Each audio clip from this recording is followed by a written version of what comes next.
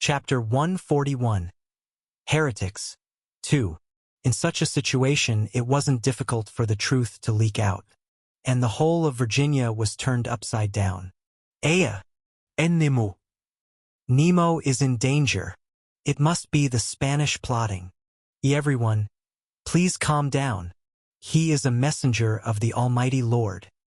He will never be threatened by any Spanish plot. Can you really guarantee that, Hewitt? Probably. Wa. Fie first. Grab your weapons. We must save Nemo. We must save Nemo. Even Hewitt's persuasion had no effect. It was natural since Hewitt himself didn't know exactly what had happened. People quickly noticed the lack of conviction in his tone and fell into an even greater panic. Seeing the crowd frenzied before the confused Hewitt, Eleanor stepped forward this time. Everyone, look, the tablet that he gave us is still shining. Isn't it? She turned on the flashlight function of the tablet and shone it on the people. The night was dark, so even a small light had a good visual effect. If something had happened to him, could his power still emit light like this? Everyone, come to your senses. Ele logical. Right? With the saints speaking like that. Thus, most of the crowd calmed down. But still, no one knows whether Nemo is in danger or not, right? Shouldn't we at least send someone to check? We could cause more trouble if we move rashly. For now, let's at least go ourselves. There's a ship right there. Yeah. Not everyone was convinced. Several hundred people, including Spanish and English sailors, Oytoten, and excited followers, gathered and headed north without a plan. And no, everyone, stop. Lord White, we will safely rescue Nemo, so please wait here. We're coming, Nemo. John White made a final attempt to stop them, but they weren't the kind of people who could be stopped. They set off on their adventure together, bearing the sacred mission to save Nemo. In the process, they broke into the armory to steal weapons, entered the communal storehouse to gather food, and seized a newly dried ship. This was beyond a simple deviation. From the moment they independently armed themselves, they were essentially rioters or rebels, just not punished yet. Therefore, they absolutely had to save Nemo. But it's okay. Surely Nemo must be captured somewhere by a bad tribe or bad Spanish people. They would be able to rescue Nemo. They would be able to save the community in crisis. With their overflowing devotion, believing so equals. And that's how we ended up here.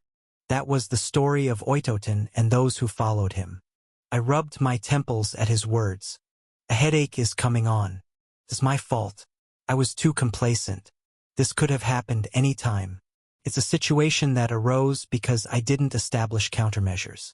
Everyone, at my words, those who had been hanging their heads like scolded schoolchildren looked up at me.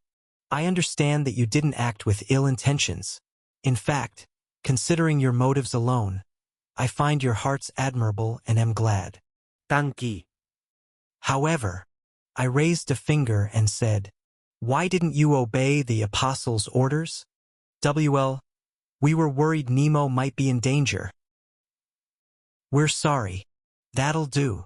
When I look back at the biggest mistake I made, it's clear. I neglected to properly establish authority for my close companions. Those people call my apostles, merely assigning them tasks without establishing their authority. This isn't the fault of Hewitt, White, or Eleanor. They were merely administrative officials, good with Excel, and favored aides of a religious leader, not religious leaders themselves. They were closer to being members of a government leading the Virginia community, with little religious authority. So everyone fell into confusion as soon as I was in danger. Because there was no authority to control that confusion. The process of their departure was problematic, but in my view, the situation after they left was even worse. The apostles couldn't control their excessive loyalty toward Nemo. They couldn't do anything as these people ravaged the settlement and left. Moreover, thinking of those who remained, it probably created religious anxiety like, should we have gone to save Nemo too? Were the apostles wrong? By now, the community must still be in chaos. People must be trembling in fear and continuing their anxious daily lives, doubting the orders of apostles they can no longer trust. Do you understand what you've done? Your disobedience is a very serious matter. In any other place, these people would simply be treated as traitors. It means they would be hanged without mercy. However, it was difficult for me to punish them. After all, they didn't act with ill intentions. Suppressing a deep sigh, I said, "Everyone, remember this. When I am absent, the apostles are my representatives. If a problem arises when I'm not around, follow the apostles' words first." This mess happened because I didn't make this point clear. I took a moment of silence for Eleanor and others who must have suffered. Then, should we consider the apostles' words as Nemo's will? No, that's not it. Whoa, that was close, right? That's not it. However, since they were appointed to convey my intentions, they may be relatively close to my will. Their words deserve respect. I established a clear hierarchy while appropriately separating the authority of the so-called apostles from myself.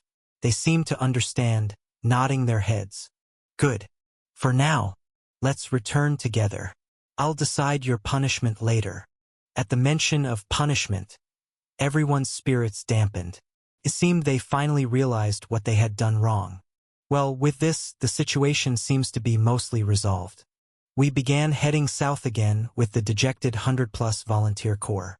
After traveling about 200 kilometers more, passing through the territories of the Akahanik and Akamak tribes, look, the fleet is returning.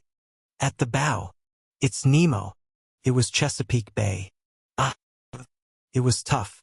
This tour was several times harder than I had anticipated. Suddenly having premonitions, the porter flipping over, experiencing a marathon. In the middle, the camper attached to the porter was completely destroyed, causing my quality of life to plummet. I had to bathe in streams and couldn't even cook for myself. That won't happen anymore. Ugh, I even missed the low-temperature, slow-cooked rice. All that's left is to return to my Green Gables and enjoy a peaceful, comfortable life. Or so I thought. My ears perked up at the sudden shout. People murmured and repeated the word traitors among themselves. Then, and no, heretics. The word traitors was replaced with heretics. I hear the word I've feared most during my 12 years since falling here. Startled, I looked around with wide eyes. Someone was pointing not at me but at the person standing a few spaces away from me. The finger was pointed at Oitoten. Those traitors refused to obey the apostles' orders and ran away, stealing the community's ships, provisions, and weapons. They are traitors to the holy community. They are infidels and heretics. The thundering voice instantly drowned out all other sounds at Chesapeake Harbor, and only that angry voice could be heard. Disobedience to the apostles is disrespect to Nemo, and disrespect to Nemo is rebellion against God. Right. Looking at them, it seems they went to save Nemo but only received a scolding and returned. I saw this coming. After messing up the order so badly and making people anxious, this kind of reaction was to be expected. Oitoten flinched at the last remark as if it had hit home, but I was more concerned about the words that came before it. Heretics. Honestly, since they didn't listen to the apostles and took food, ships, and even weapons, it's hard to say they aren't. If this goes wrong, it could seriously spin out of control. Messenger of the Lord. These people must be expelled from the community. That's right. There is no place for heretics in this community established by the Lord. They must be judged. Everyone, please calm down. We cannot judge them. What are you saying, Hewitt? They must be punished in the name of our community and the Lord. If we don't punish them, how can this community be called the Lord's community? It's already out of control. Suddenly, sweat poured down my back like rain. I could feel the blood draining from my face. Nemo, are you all right? No, I'm not all right.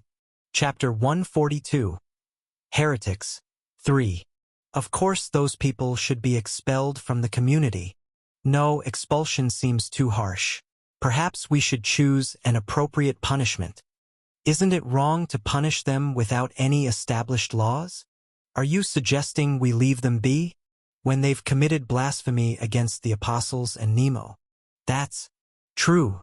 People were murmuring even though I hadn't even disembarked from the ship yet. They were bickering among themselves about how to deal with those heretics. For now, I kept my mouth shut. I didn't utter a single word. My instincts, my entire body was screaming. If I said even one wrong word here, everything would fall apart. What are you all doing? Nemo has returned. Yet instead of focusing on welcoming him, you're causing discord and disturbing his peace. Well done, Raleigh. You're doing very well. Only after the atmosphere had calmed somewhat were we able to board the tender and disembark properly, finally stepping onto land that felt like home. But I didn't feel comfortable at all. Anyone would feel that way with tens of thousands of eyes fixed only on them. So what happens to those traitors? Heretics? Whatever they are. They'll be punished, of course. The question is how to punish them. I remember there was talk of expulsion. Will it go that far? Well, they defied the apostles' orders, so they're heretics. And heretics shouldn't get off with just expulsion, right? I heard it all. Everyone cautiously exchanging glances while discussing these matters. They might as well have spoken openly. Among these conversations, what particularly concerned me, those guys aren't just traitors but heretics. Should we prepare some firewood? How do we re-educate those infidels? Heretics, infidels, heretics, infidels, heretics, infidels. Ominous words were being spoken. From, these people betrayed the community, so they're traitors. To, but this community is the Lord's community. Leading to the conclusion, therefore these people are traitors to the Lord. Traitors to the Lord. Shortened to heretics or infidels. That smoothly flowing logic, as if oiled, kept bothering my ears. And with everyone nodding in agreement to this watertight logic, my mind became unnecessarily complicated. Yes, the issue isn't whether to punish them or not. Of course they should be punished, they stole weapons and did all sorts of things. The issue is how to punish them. I have several non-negotiable premises. Nemo, Kin Issei, is God's representative, sent to Earth by God's command. Right? That's what I've already told the apostles and the people. Nemo is the leader of the Virginia community. This can't be abandoned either. This community protects me from external threats, and this peculiar community is maintained because I am its leader. Nemo established doctrines and denominations by God's command. This is the same. If I claim to be an angel and established new doctrines and sects without God's command, that would make me a heretic. No, just a cult leader. So let's look at these premises from the Virginia residents' perspective. 1. Nemo came down from heaven by the Lord's will. 2. Established the Virginia community and governed it with apostles. 3. Spread new doctrines to the community. The conclusion naturally drawn from this. The Virginia community is a holy community established by the Lord. That's it. This is the biggest problem. There is no separation of church and state in this community. For convenience, I assigned administrative duties to the so-called apostles, gave them religious authority, and didn't separate the two, so Virginia has become a theocratic community. Of course, it's hard to say, this is wrong. According to the catalog, many early American pioneers came for religious reasons. As a result, many communities constituted theocratic societies, so historically it's not far off. If there's a problem, it's that my will becomes the community's will, and the community's will becomes God's will. At first glance, this seems extremely dictatorial and convenient. I can package whatever I do as God's will. Indeed, Nemo is the absolute power of the New World. One might think, but let's look at it in reverse. If my will is God's will, then God's will must be my will. If people see inconsistency in my words, or if my behavior is not sufficiently divine, this community would immediately be shaken to its foundations. Of course, that wouldn't happen easily. Most people would follow my words. But that's equally terrifying. A closed society that reveres the leader's words as God's will? I've seen that many times in newspaper social sections. Yes, the moment I condemn Oitoten and his bumbling friends as heretics, this community faces the hellish binary choice of destruction or cult status. That path cannot be chosen. But on the other hand, if I don't punish them as heretics here, I would overturn the belief held by most community members that, the Virginia community is a holy community established by the Lord. What happens then? This community becomes one created by an angel acting independently of the Lord's will. That's right. This entire community could become heretical. Would the Europeans in this community want to remain in this heresy? I can almost see the stake before my eyes. To the old world people, this is already sufficiently heretical. So whether I punish Oitoten, who's trembling beside me, as a heretic or not, either choice carries an absurd risk. Nemo, what do you think? Aren't they heretics? If they are heretics, what punishment should? Please don't ask me. Is sorting out such trivial disputes more important to you than welcoming Nemo, who has endured hardship? Fortunately, Raleigh was handling it well, but I cannot show any sign of wavering here. I must always be ready to provide the right answer without hesitation. Because I'm an angel. Raleigh was reprimanding the man who had asked me if the heretics should be punished.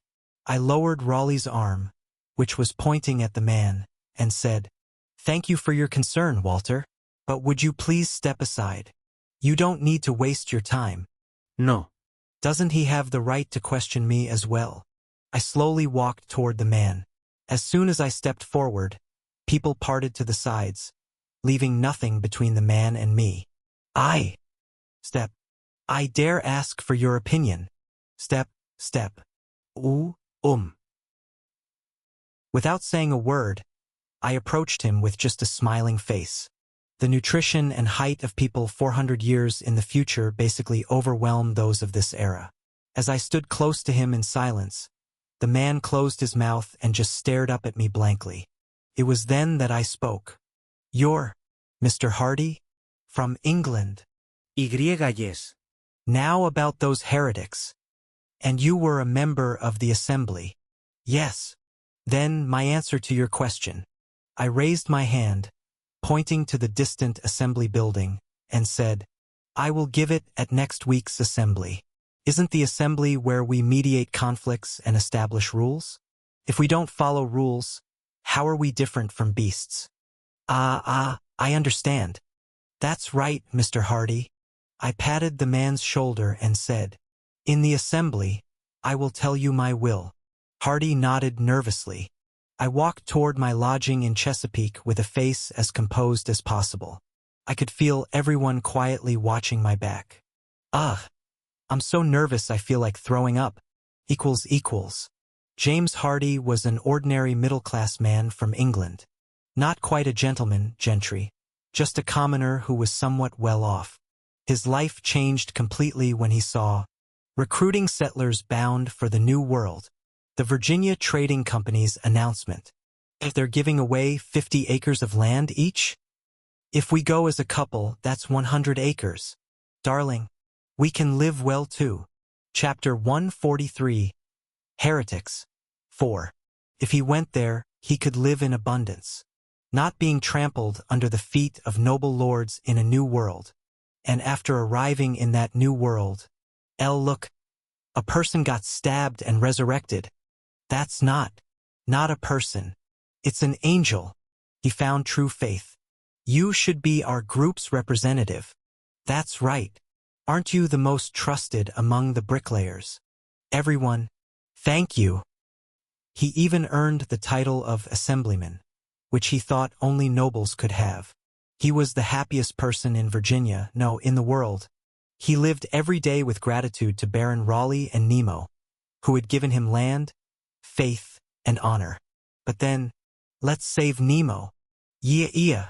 Everyone, calm down. I am an assemblyman. Get out of the way. Didn't we say we're going to save Nemo? Daring to threaten this precious, beautiful, holy, excellent community? Recalling that time, Hardy's eyes burned with anger. Those people are damn traitors, because they didn't follow the orders of their leaders. And considering those leaders were apostles, and those apostles were the cornerstones of the Holy Church established by Nemo, it was all the more despicable. Traitors, and moreover heretics, they must be clearly condemned as heretics. At the very least, they should be expelled from the community. After boldly proclaiming this in front of people, many agreed and followed him. Indeed, this path was undoubtedly right for the good of this community. A sense of satisfaction rose within him, feeling that he was serving this holy community. Hardy walked to the assembly hall with a pounding heart. When he opened the door, various tribes were gathered. Natives, Englishmen, Moors, and Spaniards were mingling and making a commotion. He's speaking today? Yes, he definitely said he would decide on the treatment of Oitoten and the others today. Weren't you there that day? Goodness, I'm nervous. Of course, at the center of that commotion was his answer. How would he deal with the heretics? How would he punish those who defied the apostles' orders? People from all over the Chesapeake settlement quickly filled the empty seats. The 6 apostles, various chiefs of tribes who had come from afar, and people scattered across Croton Island and Chesapeake Bay. All of them were waiting for one person, one angel. And the back door of the assembly hall opened. Everyone stood up, but a calm gesture made them sit down again. It was him. He was looking down at everyone with his usual calm smile. As he took his seat, the bell announcing 6 o'clock rang exactly from afar. It was time to begin the session. Creaking. Today's agenda. Actually, there's only one major issue. As Hewitt spoke first, Hardy swallowed. Everyone was looking at him. Overwhelmed by his emotions, Hardy stood up and shouted. Nemo established this community according to the Lord's will. An obvious statement. Nemo saved those who were starving to death and cultivated everyone's foundation in this Virginia land. All of this is the work of the Lord. That too is obvious. Therefore, it is our duty as servants of the Lord to protect this holy community. Adding obvious statements to obvious statements can only lead to an obvious conclusion. As everyone nodded, Hardy gained more confidence and developed his logic further. If we protect this holy community of the Lord, what are we protecting it from? Shouldn't we protect this community from the work of the devil? Right. That's right. The devils, humanity's ancient enemies, are constantly eyeing this community. Those Spanish heretics who worship the Pope. And those heretics among us who dared to disobey the apostles' orders are those who have been shaken by such devilish influences. They stole weapons. They stole food. They stole a ship and ran away. What else wouldn't they do? With so many forces targeting this precious community, we cannot afford to be lenient. To protect this place, we must execute those heretics. We must stop the devil's power, even if it means killing or expelling them. If we can't expel them, we must at least condemn them as heretics. Isn't that the best we can do? Enough. As his speech was suddenly cut off, Hardy coughed dryly, and the one who interrupted him was slowly rising from his seat. Everyone looked up at him. They looked up at him as if waiting for the Lord's words. And, did you say, we should execute those who have disobeyed the Lord's will? He speaks, feeling an inexplicable pressure from his casual tone. Hardy nodded, trying to shake off his fear.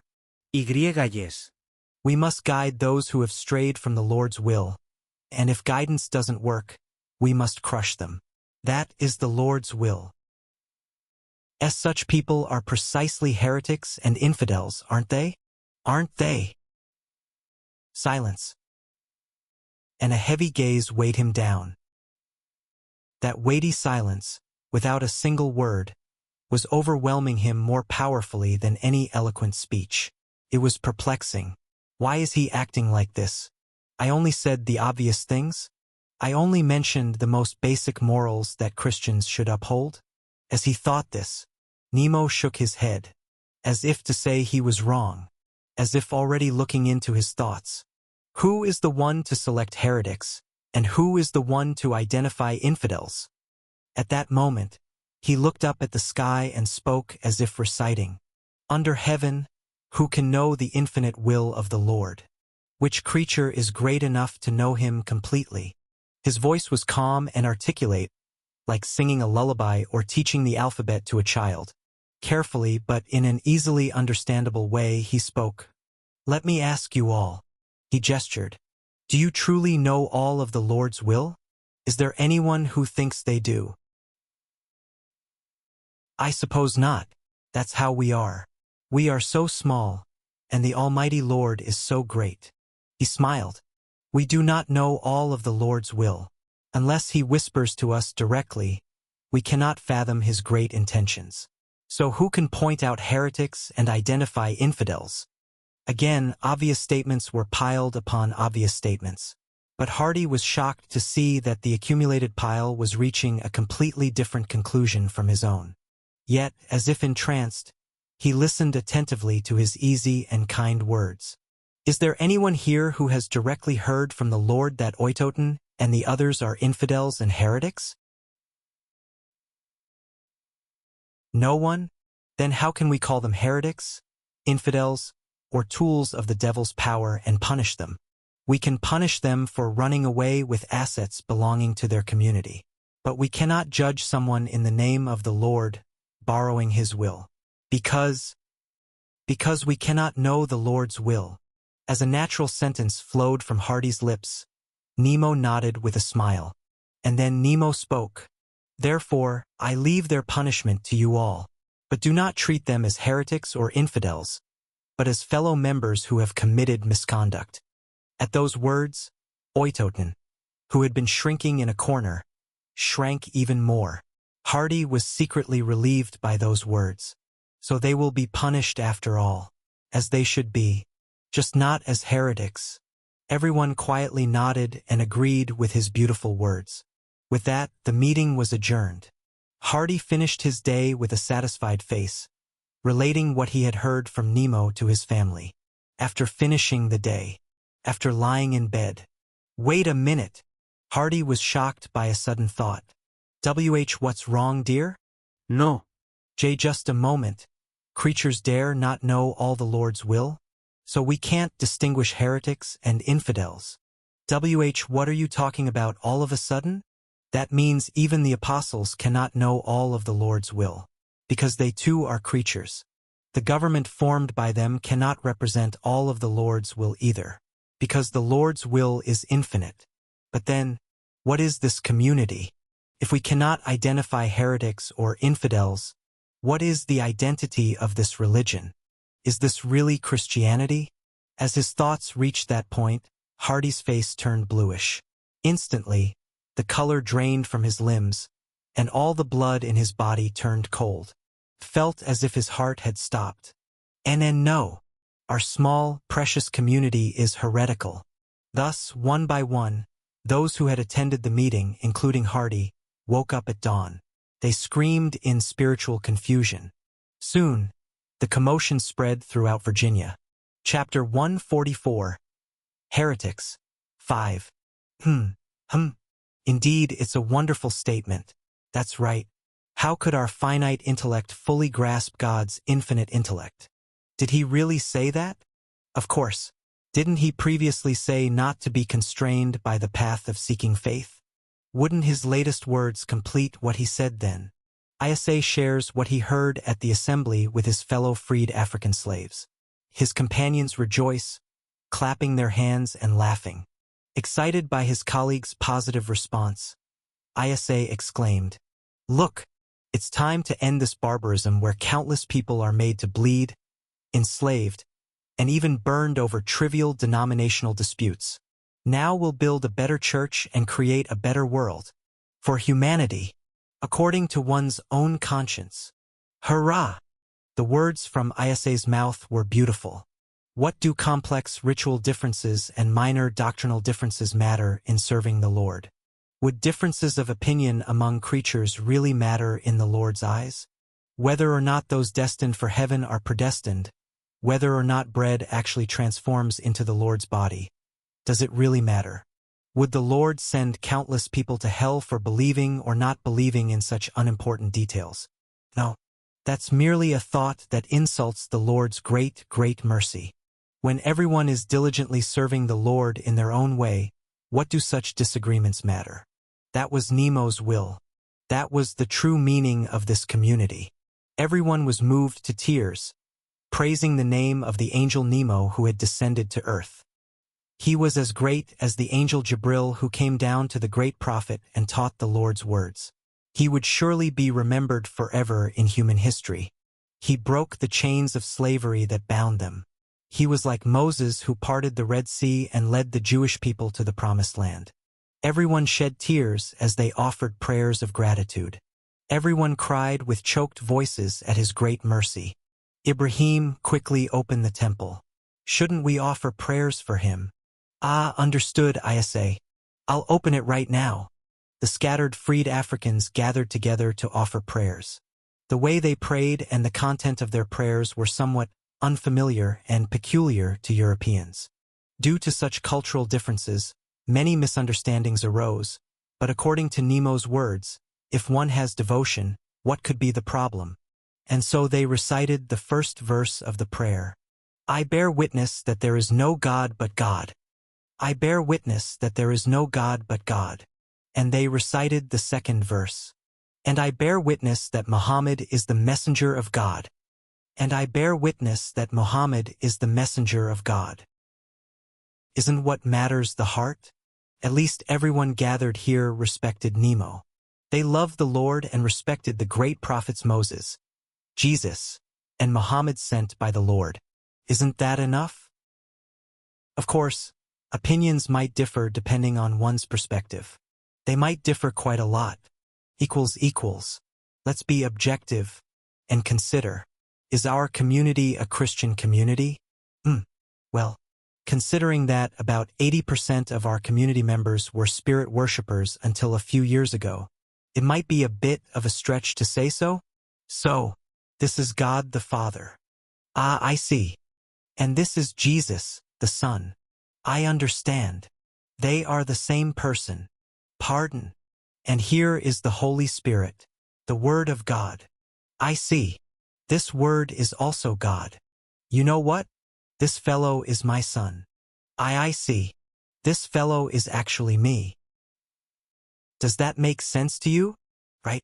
In fact, quite a number of 21st century Christians don't understand the Trinity. It's too much to expect people who have just encountered Christianity to comprehend it. But the problem is that many have accepted a rather creative doctrine like, aha, among the world's spirits, God, Jesus, and Nemo are the most powerful. Not to mention the Trinity. There's a limit to what people like Hewitt and Harriet can do, no matter how hard they try. How could people understand in a short time when their lifelong worldviews are so different? But Muslims? They believe in a single God? They revere Jesus? Isn't that close enough to be considered Christian? Maybe. Catholics and Protestants, what? Is that such a big difference? Make peace. This is roughly how we've dealt with our community's religious issues. Anyway, most people have felt uncomfortable with this situation but have quietly gone along with it. Because I, who was considered to be in a close relationship with the subject of this issue, didn't say anything. The general atmosphere throughout the community was like, while the Lord's chosen messenger remains quiet on these matters, it's difficult, if not impossible, for ordinary followers like us to argue about this sensitive matter. There exists an unspoken hierarchy that few dare to challenge. And though 60,000 people is large, it's similar in size to Tsuruka City in Yamagata Prefecture or Shibata City in Niigata Prefecture. Having lived as a resident of Ueda City for several years, observing its social dynamics firsthand, I understand intimately that stirring up conflicts in such a not-so-large, closely interconnected community would be absolutely disastrous. Everyone has to be cautious about the words they speak and the positions they take. Relationships formed over decades could shatter in an instant, especially when about 50,000 of the 60,000 are spirit worshippers. Well, eventually, this situation will sort itself out as time passes. Muslims, seeing that I rarely mention the Quran in my teachings and only refer to the Bible as my primary spiritual text, will naturally drift toward conversion, though not officially declaring themselves as converts. I have no choice in this approach since I know nothing substantial about Islamic theology or practices. Plus, there aren't many Muslims in our community anyway. They represent a small minority easily influenced by the majority culture. And those who believe in spirits, the vast majority here, will gradually adapt to the more sophisticated concept of a single God who created all things.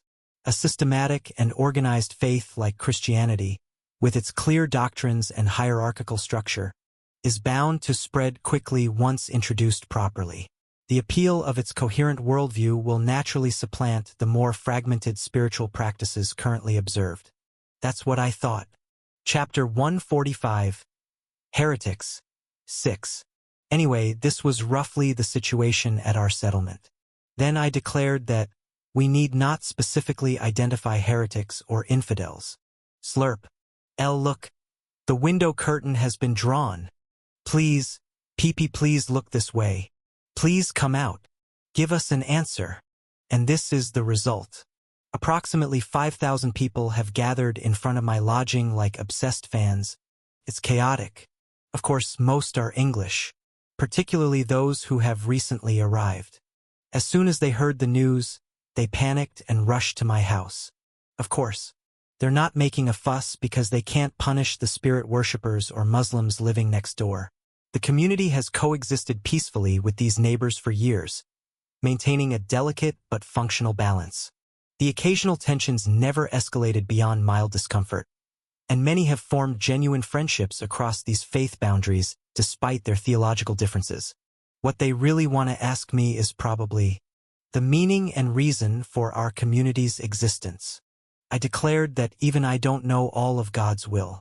I also declared that in this community, we cannot identify heretics and infidels. This must be shocking to those who have believed that this community was a holy community established according to the Lord's will. For many, this belief formed the bedrock of their identity, the justification for sacrifices made and hardships endured. Some elders visibly recoiled at my words, while younger members exchanged confused glances, trying to process this paradigm shift. If this community is not the Lord's, what should they believe and follow now? What will happen to those who have believed in and dedicated themselves to this community? Could this community have been created by an angel's unilateral decision? Is it all right for us to continue believing in and following Nemo? Is this community heretical? How should I answer these questions? They are very complex and difficult questions. In fact, my deliberation is already over. I rose from my half-reclined position on the bed. When I opened the door, the kitchen-cum-living room came into view. 6 people were waiting there. Nemu. You've come out. Eleanor Dare. Goodness, it's chaotic outside. How to calm them down? Thomas Hewitt. Everything will happen according to the Lord's will. Don't worry too much. Walter Raleigh. My goodness, Dios mío. Somehow it must be so. If not, everything is over, isn't it? Vicente González. Our community will survive. It must. John White. The tribe's reactions are still calm, and hopefully, will remain so. Manteo.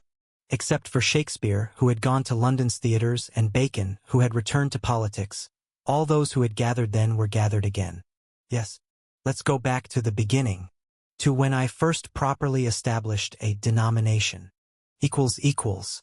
Though it was quite a spacious room, it felt cramped with 7 people standing. With so many people gathered, the room felt somehow stuffy despite it being December. Eleanor swallowed and looked around. She remembered when she first saw Nemo in this new world. When she was 19 and Virginia was still toddling. She and Virginia had grown and aged, but he still stood before her, looking the same as he did then. She had experienced so many things during that long period. She became the leader of a huge settlement, learned to use something called Excel, and even gained the title of saint while treating an epidemic. Indeed, she had grown over the past 10+ years. She was no longer the reckless girl of the past. She had grown by staying up all night making tables and learning theology from Mr. Hewitt and Mr. Gonzalez. That's why she could understand how serious the current situation was. People whispered various stories and were afraid. Everyone said that Nemo was fighting an invisible devil. And they said that this community, this holy community led by Nemo and the apostles, should be strong, especially in times like these. But fear was also in the eyes of the apostles who said such things. Fear flowed from the eyes of Baron Raleigh, her father, Mr. Gonzalez, Mr. Hewitt, and Manteo. Everyone was confused, thinking about what might happen next. But everyone had one thing in common. Nemo. Eleanor. Everyone believed in him. Eleanor feels her heart slowly stabilizing at his calm smile. As always, it was clear that others were feeling the same emotion as Eleanor. A gentle yet firm smile. That smile had led them to where they were now. We are in your presence, Nemo. Mr. Hewitt. Turning her head, Hewitt, the closest to a clergyman among the group, stepped forward and knelt before him. Then the others also knelt without hesitation. Unsettling rumors are circulating. There are even stories questioning whether this community is holy. Of course, Mr. Hewitt. He speaks with a bitter smile. Of course, there would be. So please come before them and give them your words. We are ready to listen. They knelt, waiting for his words. They waited for the truth. And he opens his mouth again. What do you mean? About the holiness of this community and your power, Nemo, so that no one can doubt that they came from the will of the Almighty Lord. Everyone nodded at Hewitt's words. Hadn't everyone seen it? Hadn't they witnessed his power, his goodness? So he just needed to speak. That all his words, all his actions, came from the Lord. No. Pardon. At Nemo's words, Eleanor momentarily uttered a dumb sound. Then his always calm and benevolent smile disappeared from his face. Just as clouds covered the sky, the shadow on his face deepened. Among those kneeling, he looked majestic like a towering rocky mountain. If a shepherd leads sheep, does every step of the sheep reflect the shepherd's will? Or if a servant delivers his master's words, is everything that comes from his mouth the master's will? One who looks only at the servant's lips, not the master, is one who listens to the servant's words, not the master's. Feeling awe from that appearance, from that shadowed face, Eleanor hears his declaration. My words do not come from the Lord. At that moment, Eleanor involuntarily holds her breath. The air all around freezes. The foundation of this new sect is overturned. Chapter 146. Nameless. 1. The early winter of December in Virginia was cool and quiet. Outside, sleet was falling. Frost formed on the windows, and the field was quiet as the wild animals were all falling asleep. As frost and snow covered this land, the world was cloaked in a monotonous white. As the snow clouds obscured the weakly shining sun, shadows soon settled. Under those shadows, he stood. Various apostles knelt. And beyond the door, thousands of people were waiting for them. And to the apostles he spoke softly. A certain man told his servant to clean my house and tend to my sheep. He gestured as if pointing to a subordinate. Then the next moment, he picked up a broom that had been placed beside him and swept away the dust that had fallen in his room. Then the servant, like this, took up a broom and cleaned various rooms, took up a cloth and wiped the windows and frames, gathered scattered things and put them in boxes, and dusted off the dusty furniture. And putting down the broom, he drew back the curtain of the window and pointed to the English people wailing in the distance. Also, the servant went to those wailing flocks, cared for the injured and suffering ones with splints and bandages, drove the hungry ones to the fields to feed, and washed the dirty ones in the river. And the master went around the house and saw what the servant had done. He puts down the broom. He draws the curtain again so the wailing English people cannot see him. The master soon saw that the servant had used the house's broom, cloth, and duster without telling the master. He discovered that he had driven the flocks to the fields and the river without telling the master, that he had cared for the injured ones with splints and bandages. His voice was soft yet resolute. More clearly than the voice of one who shouted loudly, it reached their hearts. In countless languages, poured down like rain. And the master asked, "How did you use these household items without saying anything, and drive the flocks out without saying anything?" And the servant answered, "I did so in order to do what you wanted me to do. Knowing that you were watching me, I did so." His words poured down like rough, wild rain and wind. His voice was not loud, but its highs and lows continued like waves, violently echoing throughout this entire space. Thus, the house became clean, the flocks were peaceful, and everything in the house was desirable and satisfactory to the master's will.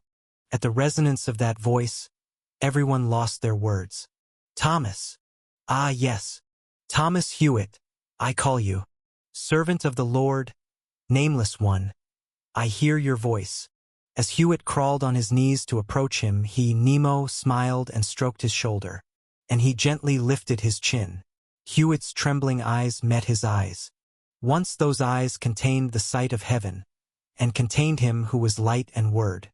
Now Hewitt sees his own reflection through those eyes.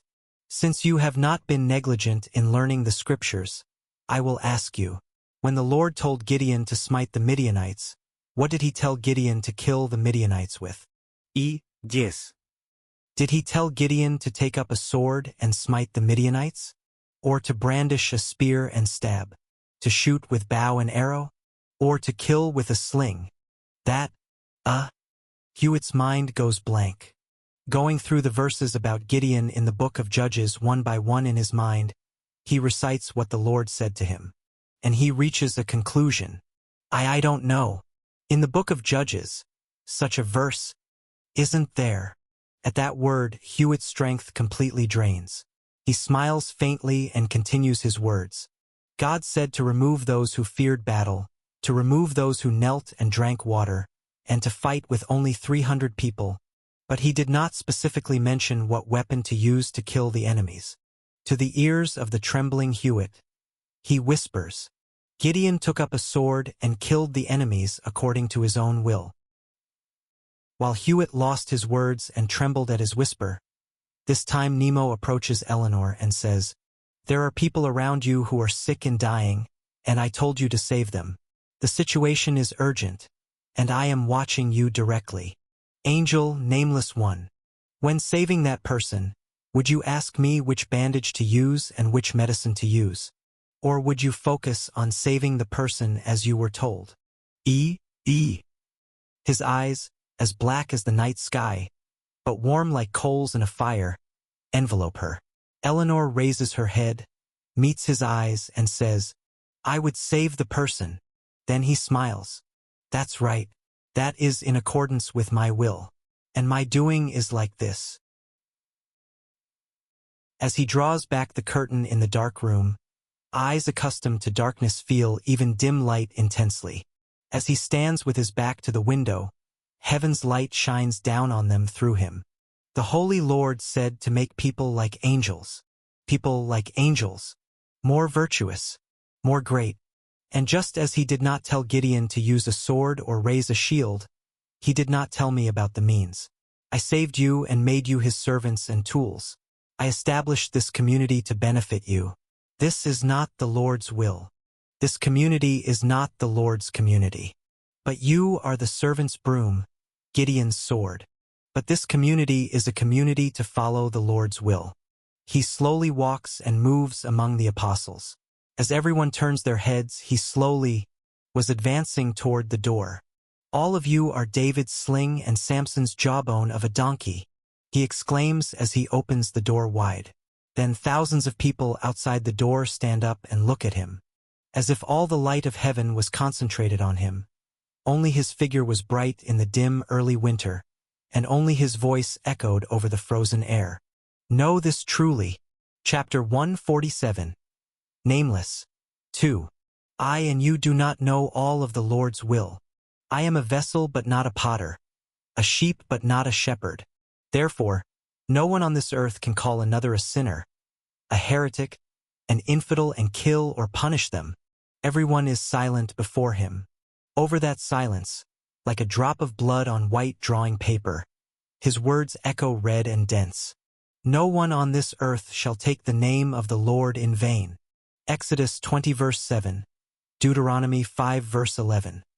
No one but your Almighty Lord God Himself. No one shall judge or punish others in the name of the Lord. His words fell into the hearts of the believers like a rock breaking down a solid fortress wall. It struck down like lightning that instantly burns a 1,000-year-old giant tree. Like an axe breaking the frozen river, it cuts through their minds. Everyone just quietly held their trembling hearts, engraving each word, each phrase. I too have come to make humanity like angels. Once he said, He came to make people like angels. The Lord said to love people, so now I tell you to serve people. He also said, to serve people all of humanity. Follow your conscience that the Lord has given you. He said to follow one's own conscience. Ask questions. Inquire and inquire. He said to ask questions. On top of that, a piece of commandment is added again. He said, one who does not know the Lord's will shall not punish people in the Lord's name. Like a precisely crafted clock turning, all sentences fit together as if they had been arranged together from the beginning. At this fact, Raleigh and thousands of other people tremble. He said to make all humanity like angels, to serve all humanity, so how could one label someone an infidel and divide person from person? He told everyone to follow their own conscience, so who could call someone a sinner if they served humanity and did not violate their conscience? He said to endlessly question and inquire, so how could one not question even the words given by a messenger of God? They had not just heard a single sentence. They would now live in a new world. A world where no one would be killed for being an infidel or a heretic. The apostles quietly show their respect toward his back. The sun has already rotated in silence, changing day to night. Starlight settles over everyone's heads like white frost. Equals. Fortunately, the situation was well resolved. No, it wasn't just resolved. It was tied up. I uprooted and removed elements that could threaten me and the community in our doctrine. I eliminated any room for arguments about heretics or infidels. And at the same time, one thing gained. Knock. Nemo, the voting has concluded. Let's go together. Ah, Walter, has it already become that time? It's long past that time. It just took time to prepare until we could escort you. That isn't necessary. It is necessary. Isn't this the day to elect the government of our community? Separation of church and state. I am still the leader of this community. That doesn't change, because I sustain this community, and this community protects me. But now those who will assist me and build this community with me will be determined by votes in the assembly, regardless of religion. With 189 years left until the French Revolution, the world's first country with separation of church and state has been established. Anyway, while thinking about various complicated thoughts, I walk with Raleigh toward the meeting hall, which was also newly built, separate from the church, and feel nervous. What kind of people will work with me in the future? Probably most will be natives. How will I hand over Excel skills and other things? If it's new people, it might be a bit uncomfortable. Creak. So the door opens. And as I step in, there he is. Nemo.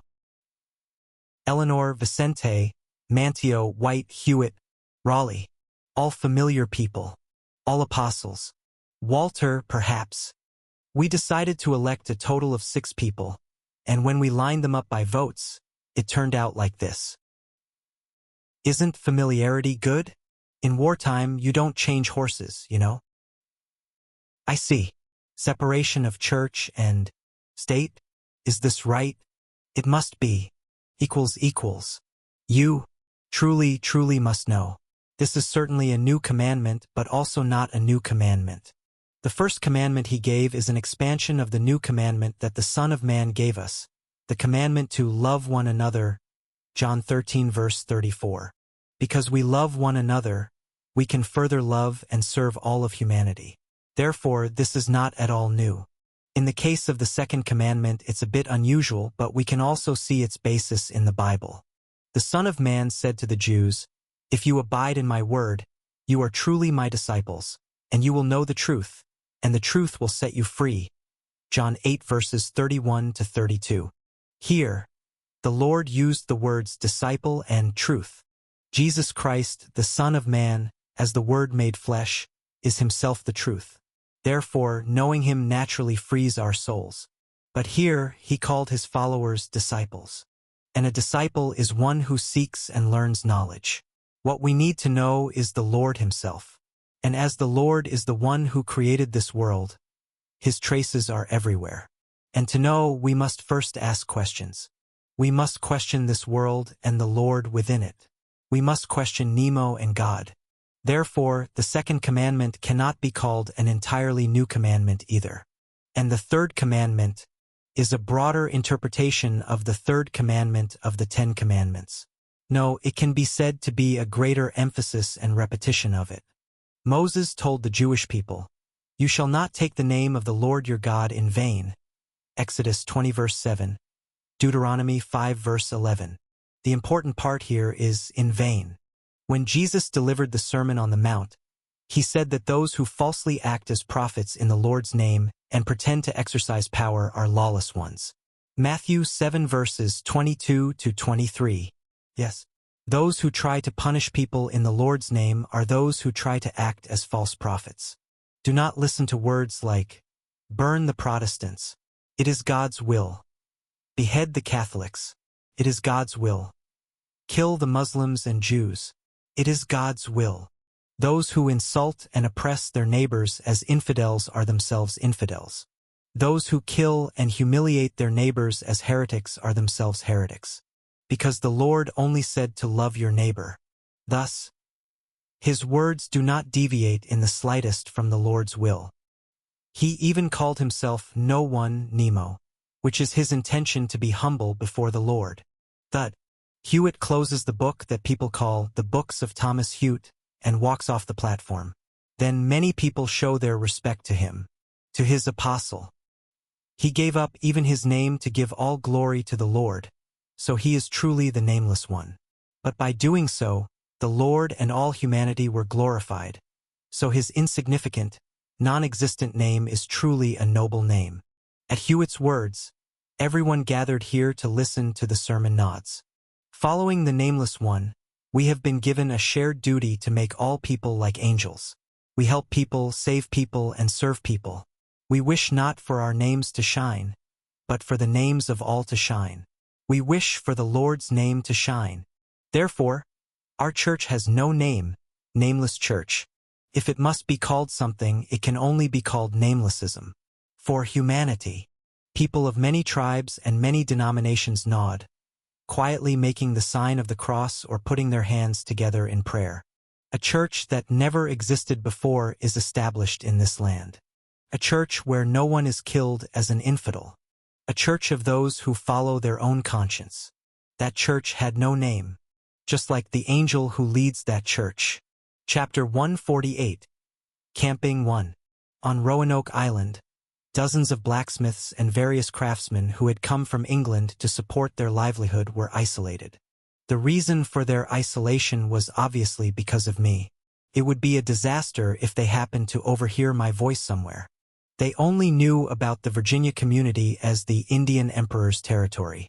They knew about the porter and tractors that occasionally passed by, but they just thought of them as strange native technology.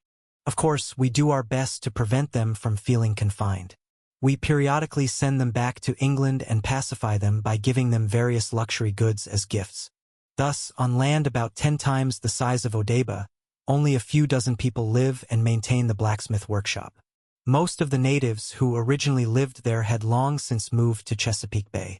And I am the Baron of Roanoke, after all.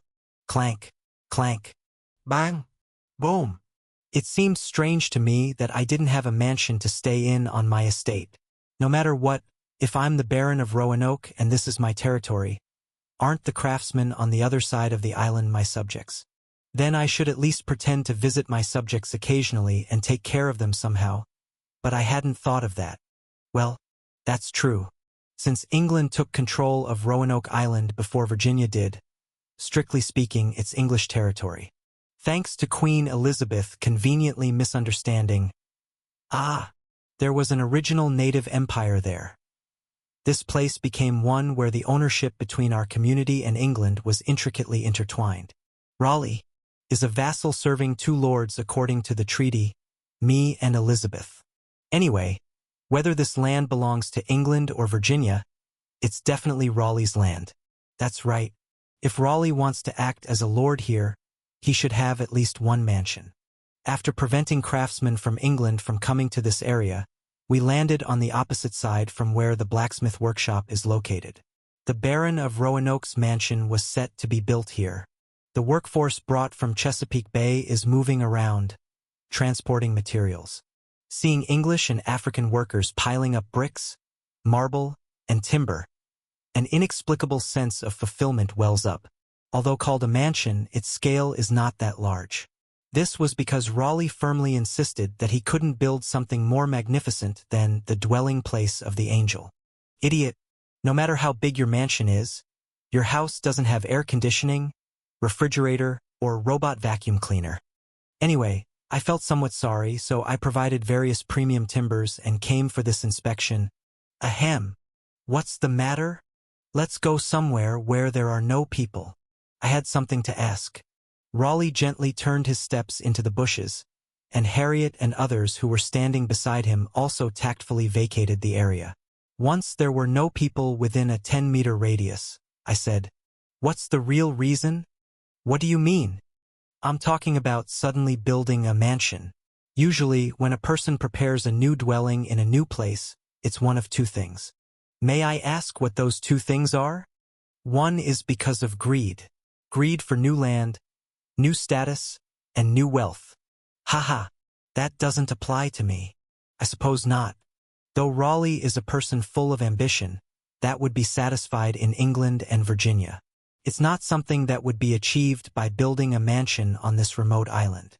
What could he gain by building a new mansion on an island with a population of only a few dozen?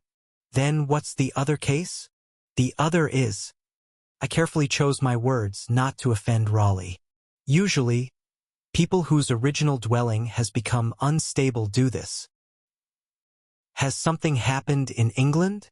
Indeed, you notice. Raleigh nodded and frankly admitted. The political situation in England is somewhat unstable. Why? The Queen is wealthier than ever, and the war is progressing fairly well. It's a separate issue. No, from a certain perspective, it's a much more serious issue. Raleigh speaks slowly, almost in a whisper. It's the succession issue. I roughly understand. Her Majesty refuses to designate a successor. Elizabeth is 67 now. Considering she dies 2 years later in the original history, she could literally die at any time. Yet, the kingdom has no successor? In fact, it's absurd. Originally, Elizabeth didn't designate a successor until just before her death. It's presumed she didn't want to share power with a successor. So her close advisor Robert Cecil secretly corresponded with James VI of Scotland and had him ascend the throne after the Queen's death. So that's why the political climate is unstable. Enough for Raleigh to consider firmly establishing a nest on this Roanoke Island. Well, it's just a precaution for a possible scenario. Her Majesty the Queen is healthy, and the kingdom is flourishing, so nothing will happen. Probably. Yes, probably so. Anyway, it was an issue worth remembering. So I nodded and engraved the issue of Elizabeth's succession in my mind. Yes, Walter. What is it? Please don't misunderstand. I'm just asking out of pure curiosity. But Raleigh strangely hesitates as he broaches the subject to me. After I nodded, Raleigh asked me, how did you end up coming to Roanoke Island? Pardon? Yes. You don't know? As I turned my head, I saw the other apostles setting up tents in the distance, waiting. As the confused Raleigh tilted his head, I patted his shoulder and said, "This is what's called camping. Equals. Camping. I was really into camping when I was making good money. I bought equipment from famous brands like Nor XSK, Helix Knox, Snow XK, etc. Why did I do that?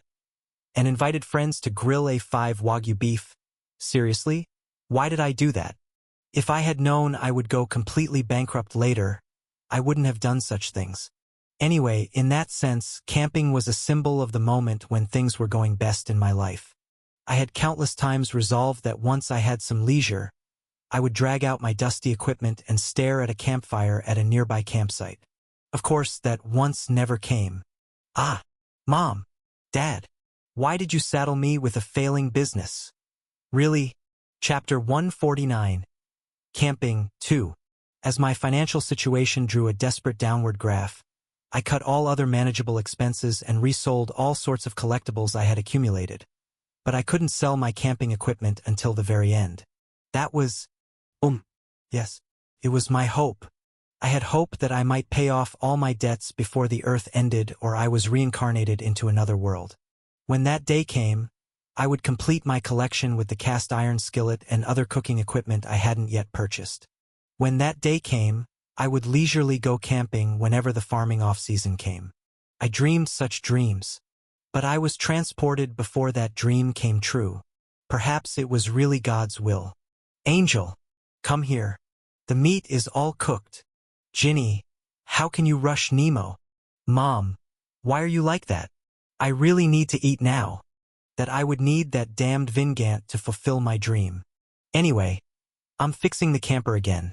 So for now, I'm just carrying a tent and camping around various places in Virginia.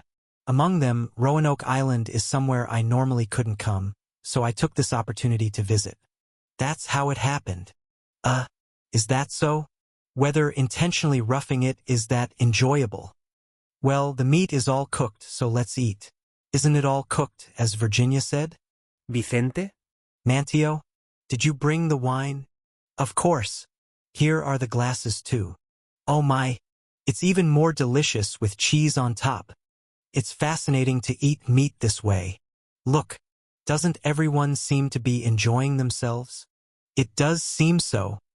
Raleigh, perhaps because he had been an explorer many times, seemed not to understand but sat beside me anyway. So we spent time under the starry sky, eating raclette together. We also invited the workers wandering around to sit with us and shared meat and lobster, and grilled fish we caught while fishing on the spot. It's peaceful. Really, once I almost died. No, almost got trapped forever in water, and after running for my life, I almost got burned at the stake for being a heretic when I returned. It was really tough. My head hurt, and I went through a lot of hardship. Now that I've resolved the annoying problems, I wanted to live leisurely, not worrying about official duties, and peacefully. I regained my peace of mind as I uncorked the Imjin War edition wine made from grapes harvested in 1597. After a few glasses, I felt pleasantly tipsy. Of course, I shouldn't drink more than a few glasses here. Who knows what mistakes I might make if I get drunk. My privacy management was more thorough than most 21st century celebrities. If celebrities fail to manage their privacy, they ruin their careers, but I would have to choose between burning or drowning. Anyway, as the sizzling meat is topped with hard cheese imported somehow through England, another delicious raclette is prepared. I eat raclette, take another sip of wine, look up at the stars, chat with Mantio, and then quietly stare at the bonfire. Wish fulfilled. Anyway, I did it. As a wave of emotion rushed over me and my mind relaxed, the world looked beautiful. I felt nothing but gratitude and pride for these apostles gathered here. At this point, I picked up my glass, feeling like I should make a typical, unoriginal toast like, "We've come this far thanks to all of you." Just as I was about to open my mouth, Virginia, who was dozing off next to me, quietly grabbed Eleanor's shoulder and spoke first. "Mom." I'm Festi. There happened to be a water bottle next to me, so I naturally picked it up to pass it to Eleanor. "Oh, are you? Just a moment. Here's some wine." Clack. Roll, roll, roll. The wine bottle I grabbed and dropped rolled away and, plop, float, float.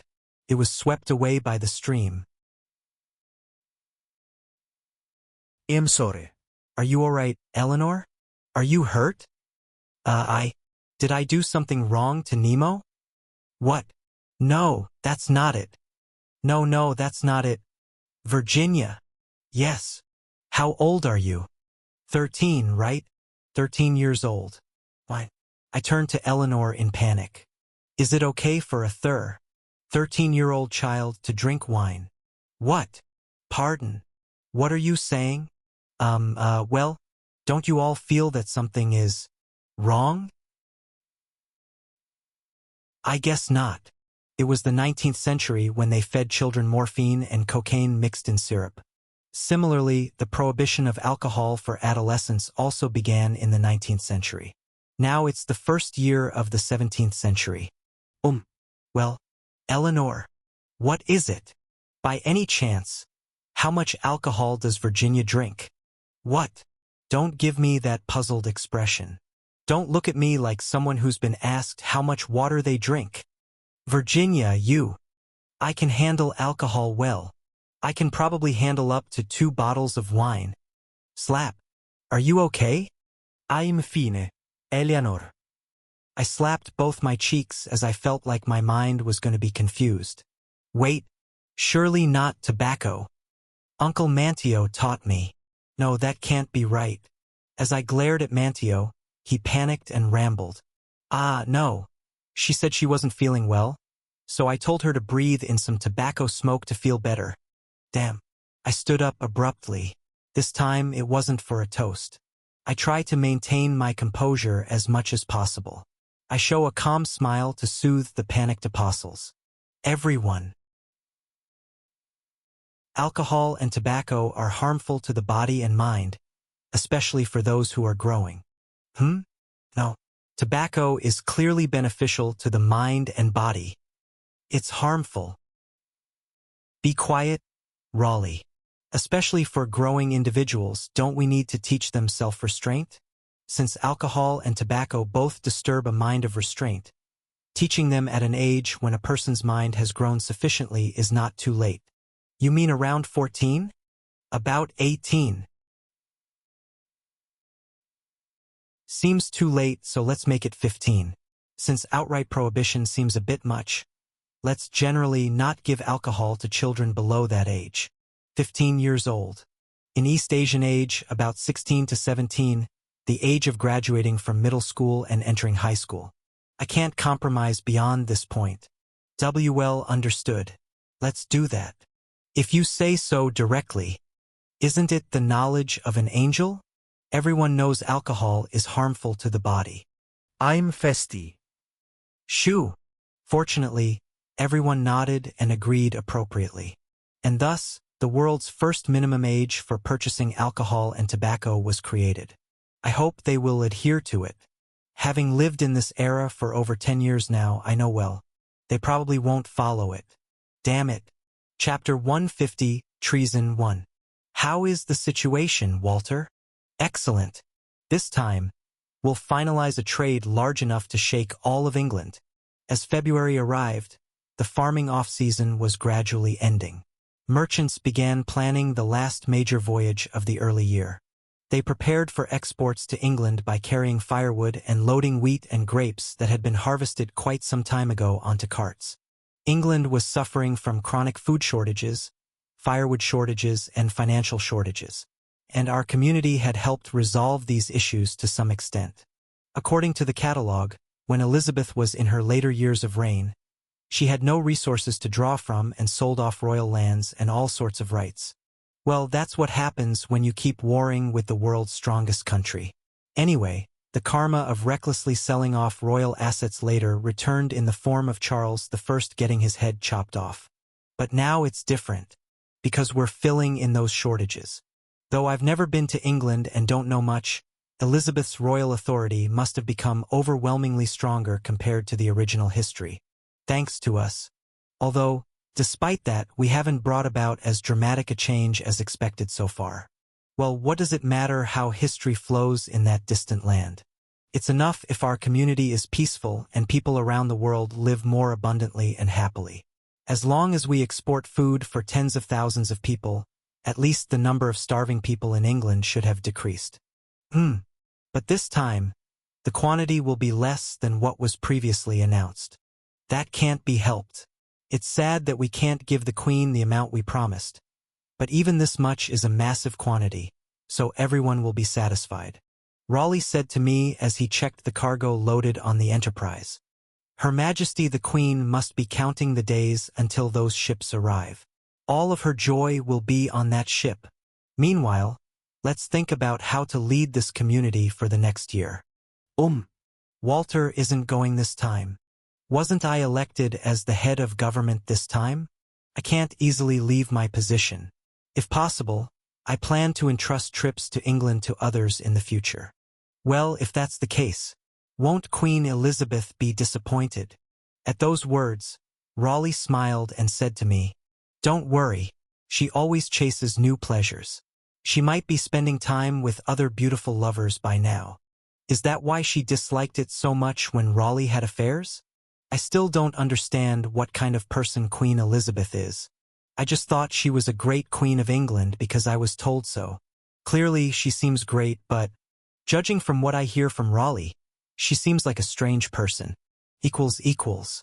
The Queen tapped the table with her slender fingers as she looked around the court.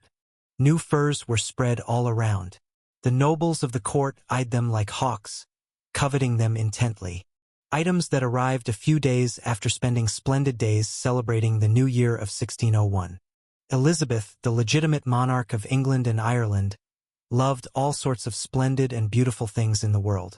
Elizabeth loved luxury, and she loved the dignity and authority that luxury brought. When the Queen wore a fur cloak, it became her wealth, because she monopolized furs from the New World. When the Queen wore aluminum rings and ate grapes stored in styrofoam, that too became her power, because she held all those things in her grasp. With such abundant wealth, she could gift more splendid pleasures to the person she loved most in the world. To herself, gleaming treasures, sweet sugar, and soft men. Enjoying all these things, Elizabeth was experiencing the best moments of her life. These days I'm bored without Raleigh. The Baron of Roanoke, Raleigh, one of her favored courtiers, had become the wealthiest man at court. It was quite sorrowful that he no longer played along in her palm so obediently. But it's fine, because there are other pleasures. If she had been the type of person who only pursued jewels and gold themselves, she would never have obtained such treasures.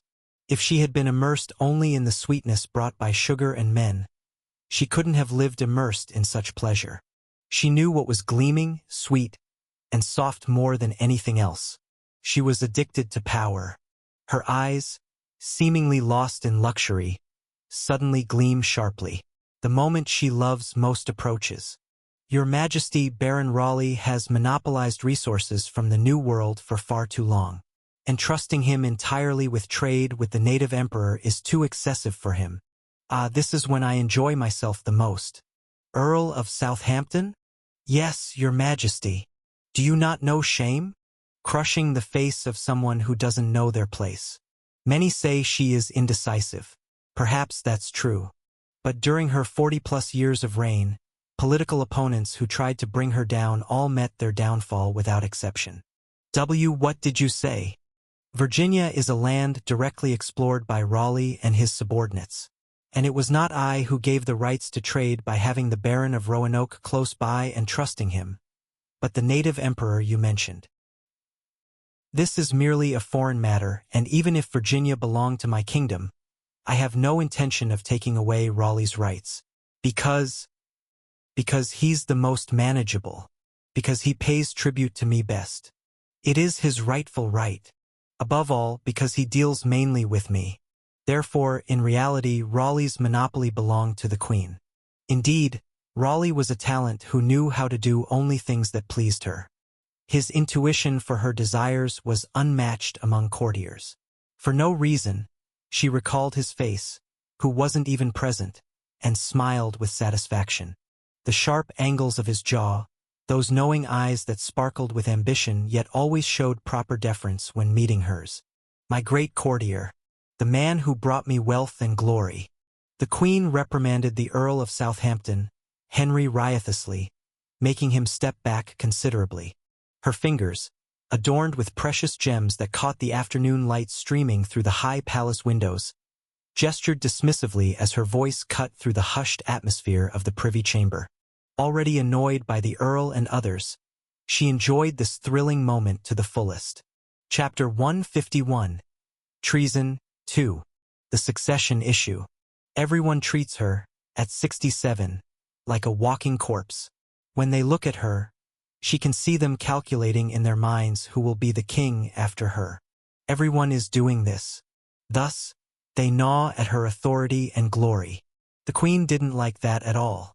So when the atmosphere of the court gradually calmed down, she slowly broached the subject.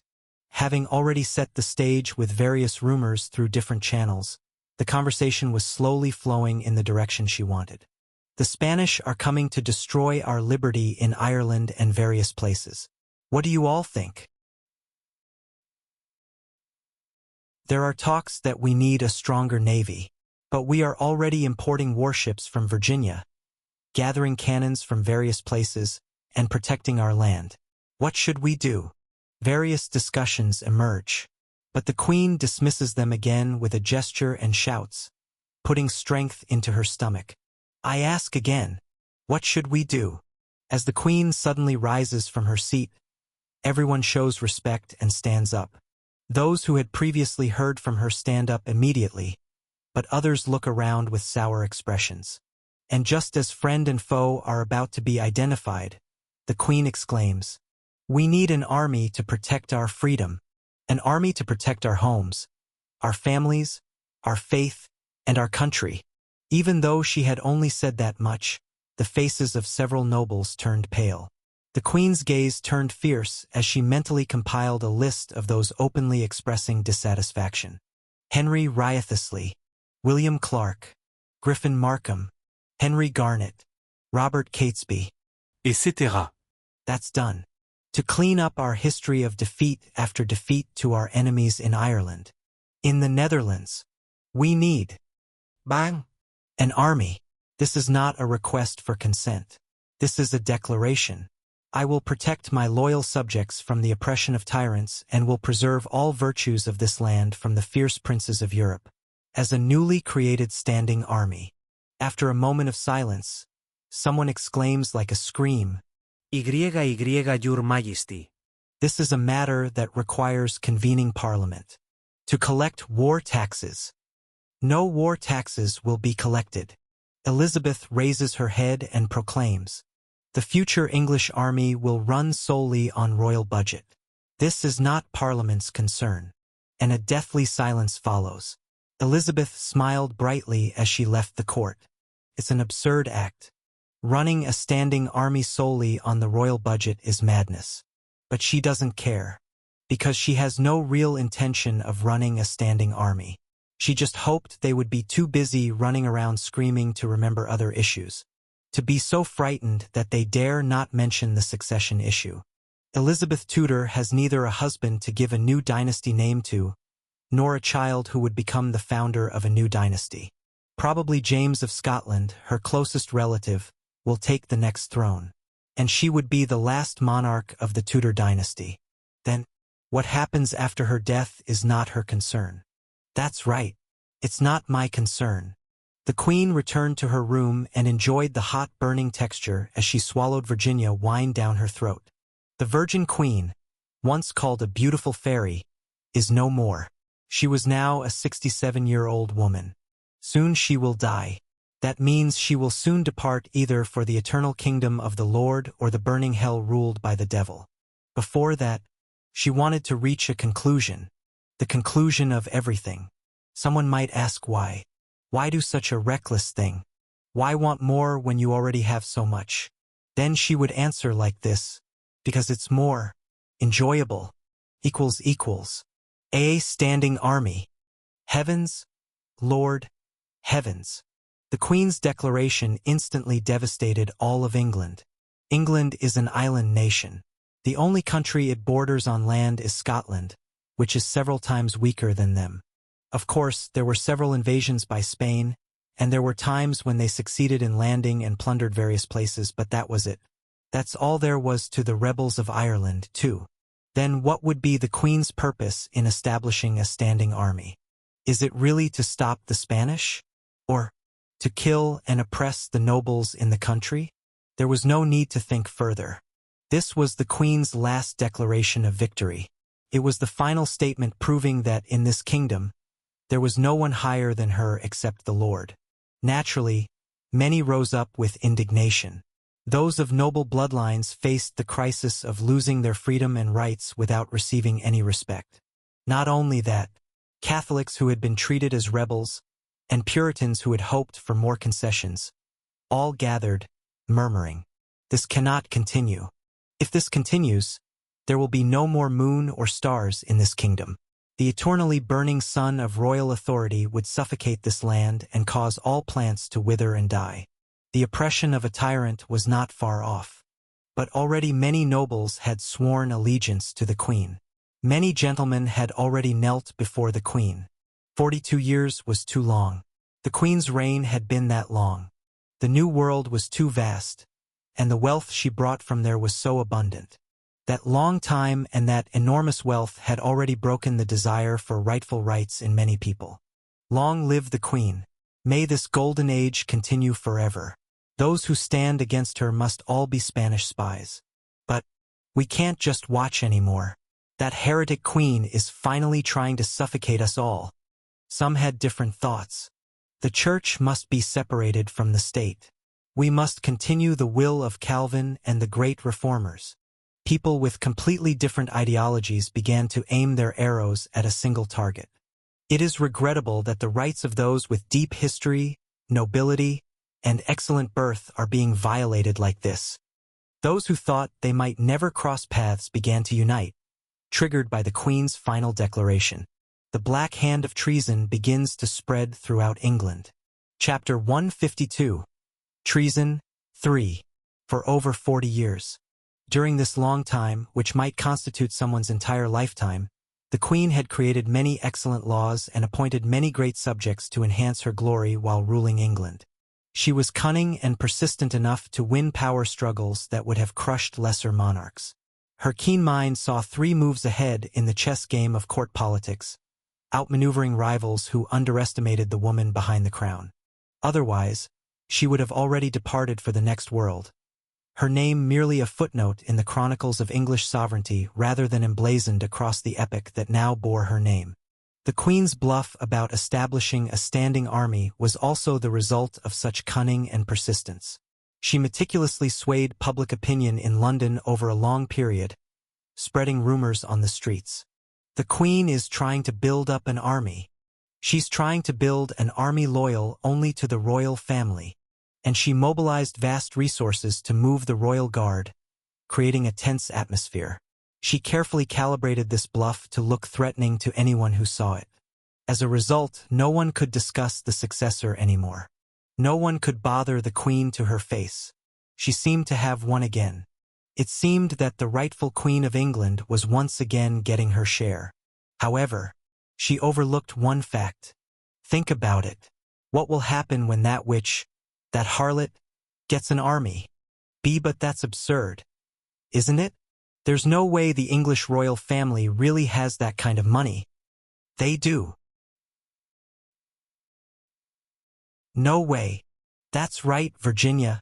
With the enormous funds coming from there. Now she had Virginia behind her back. For the English to take her words as a bluff, she had become too powerful.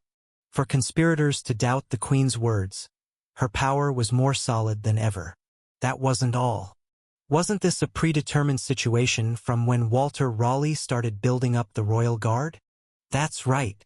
When he killed the Earl of Essex on charges of attempted assassination of a foreign head of state, there was no one left to check him. Moreover, since Walter Raleigh, as a saint and captain of the Royal Guard, led the Guard to save London, the presence of the Royal Guard had gradually increased. The number of guards, which was only a few dozen at that time, grew 2 to 3 times. It was for inspecting slums. Although the Guard no longer played a substantial role after Raleigh's visits to England became rare, everyone still remembered the sight of the Guard patrolling the slums. If the scale of that Royal Guard grew, if the Queen's army became more powerful, It would be a disaster. Thus, frightened people gathered. Those who were dissatisfied with the Church of England, like Puritans and Catholics, joined hands. And various nobles who had been expelled from the Queen's court moved.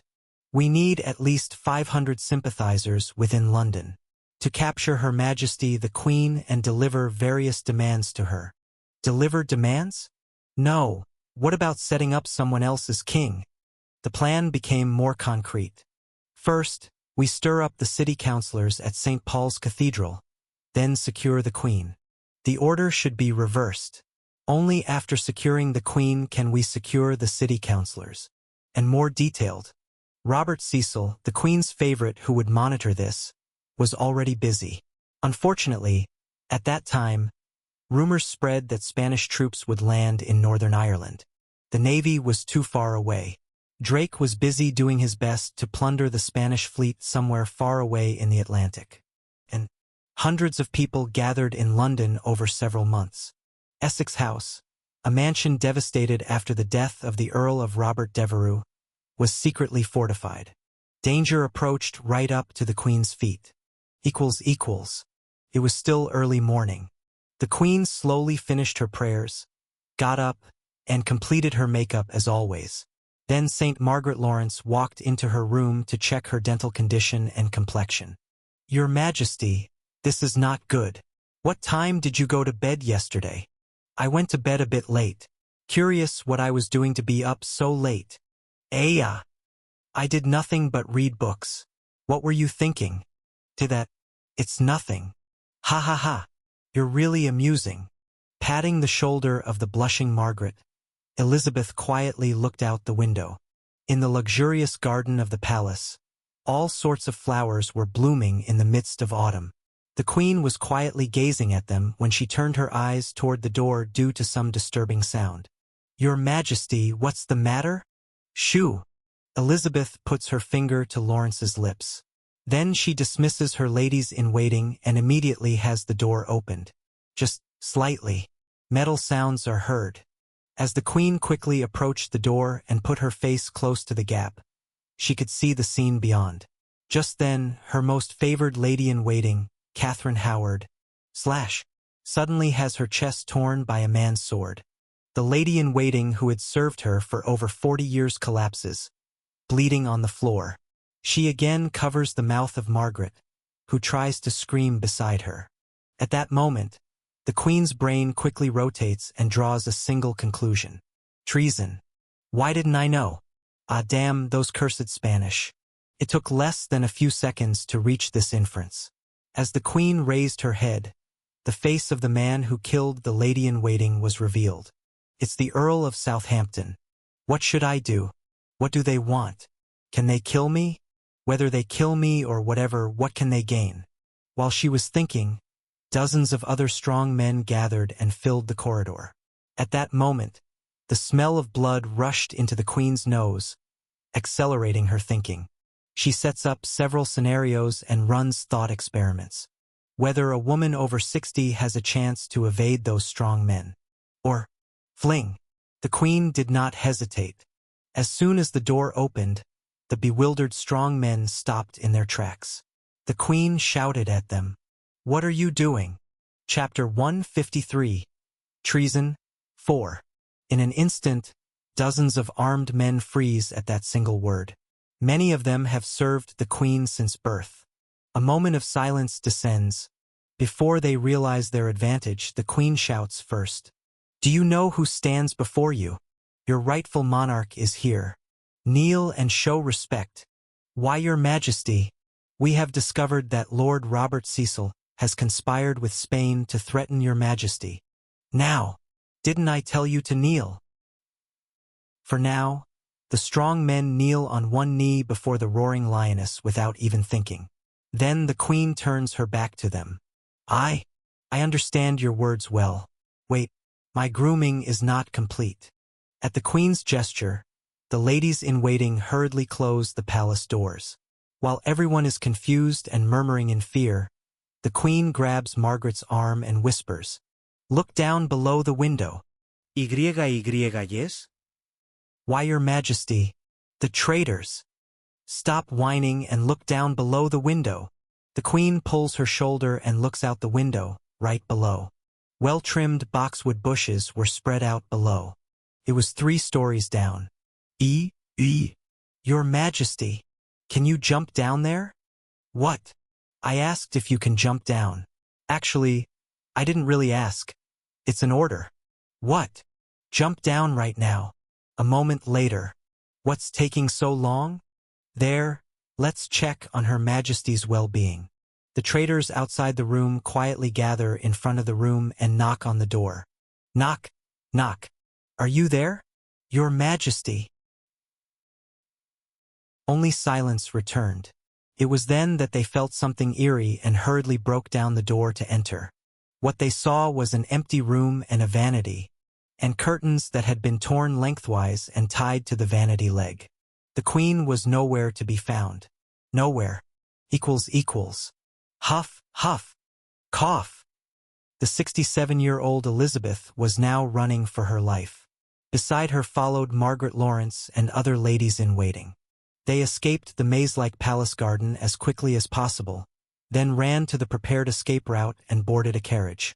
And just before the carriage departed, the queen gestured to stop the driver. The sounds of clashing metal and shouts echoed throughout Whitehall Palace. Amidst the terrible confusion, several of her courtiers were seen running around in panic. Elizabeth chewed her nails as she mentally organized the situation. Is it a serious situation? Yes. The masterminds of the conspiracy? There are too many suspects to consider all of them. At least, judging from the fact that they didn't try to kill her on sight, it seemed that the queen's assassination wasn't part of their plan. Perhaps it was because she had frightened them excessively with the standing army business. Even so, how could I not have known until now? Elizabeth blinks quietly, feeling a chill at that fact. Yes, whoever masterminded this rebellion, it was clear that it had quite widespread support within London. Of course, she was still a queen beloved by citizens. Thanks to the Virginia colony, she was able to be called a sage ruler by dispensing tax reduction benefits relentlessly even during wartime. If the Queen went to the square in front of St. Paul's Cathedral right now and addressed London citizens, she could defeat them sufficiently. The probability was more than 50 to 60%. She imagined herself bravely leading the citizens and defeating those rebellious ruffians. Upon returning to the blood-stained Whitehall Palace and sitting on the throne, then her goal would be achieved in one breath.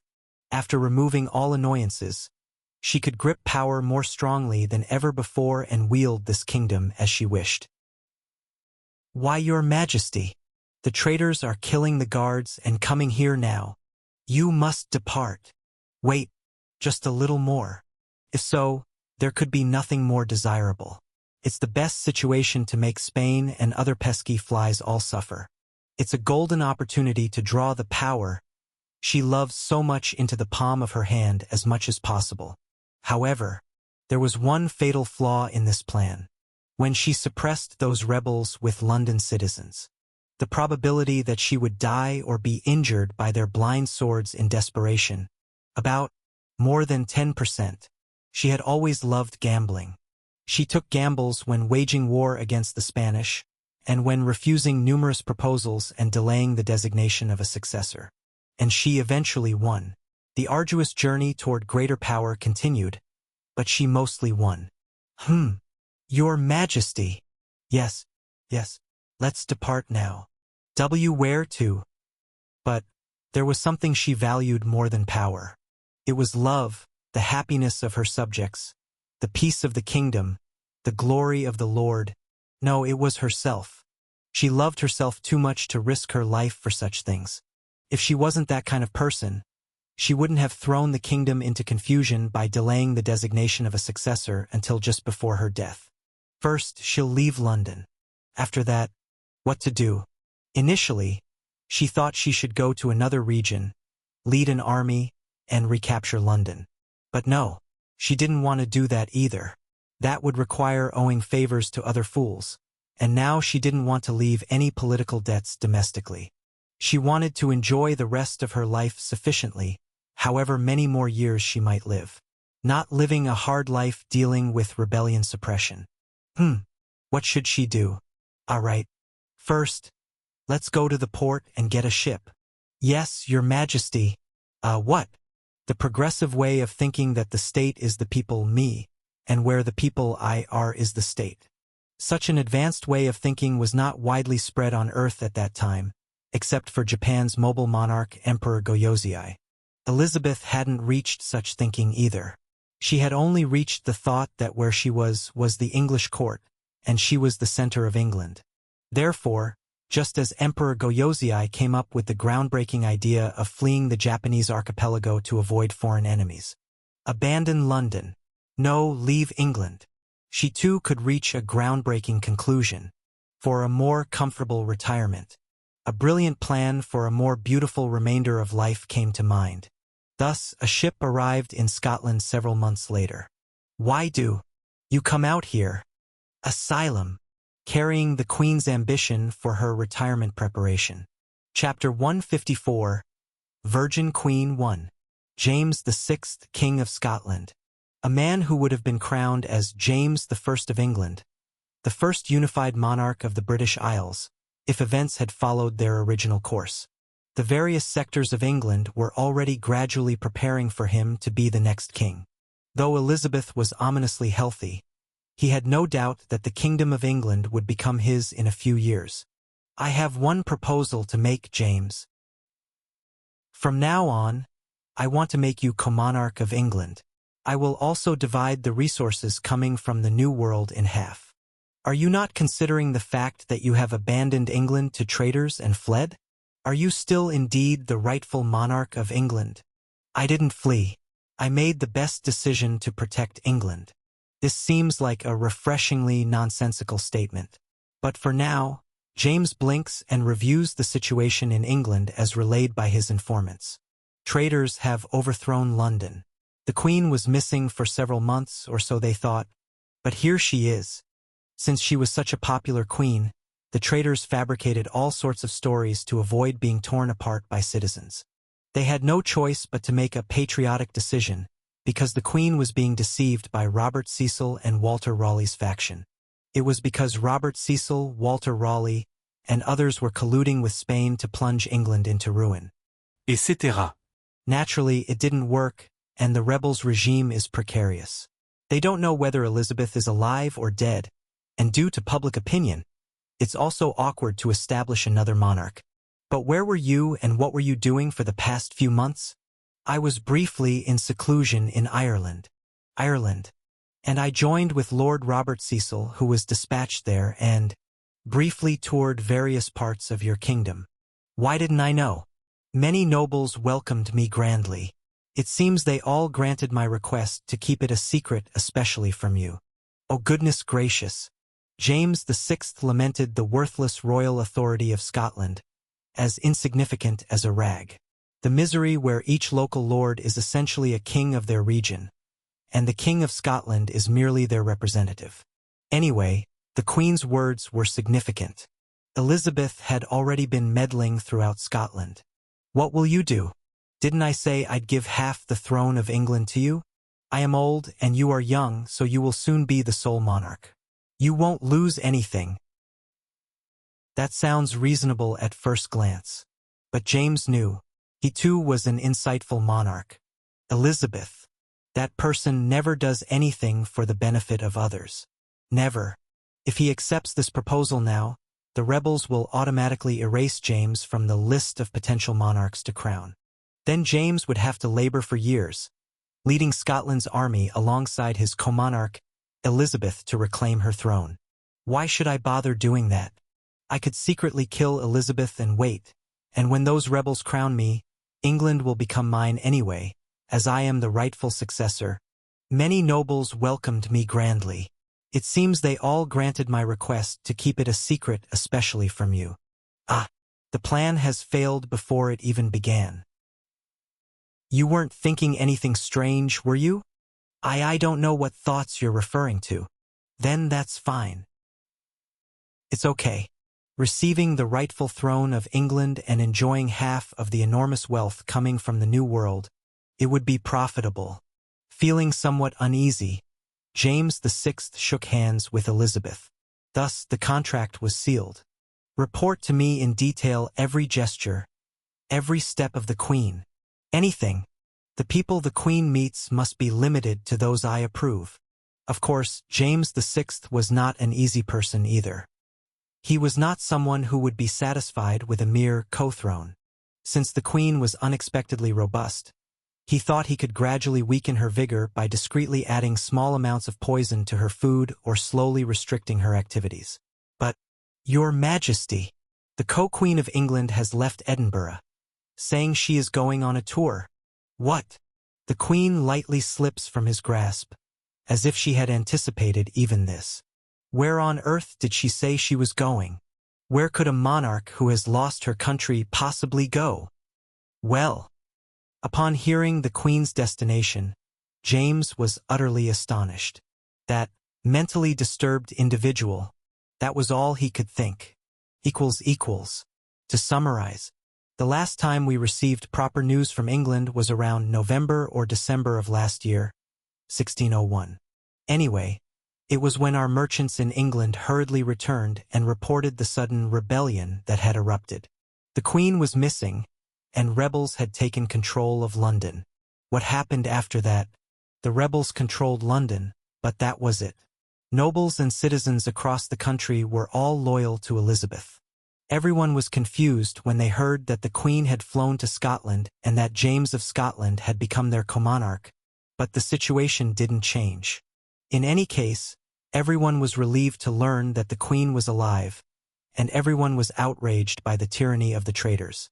Of course, there were those who sympathized with the rebels because of the Queen's attempt to organize a standing army.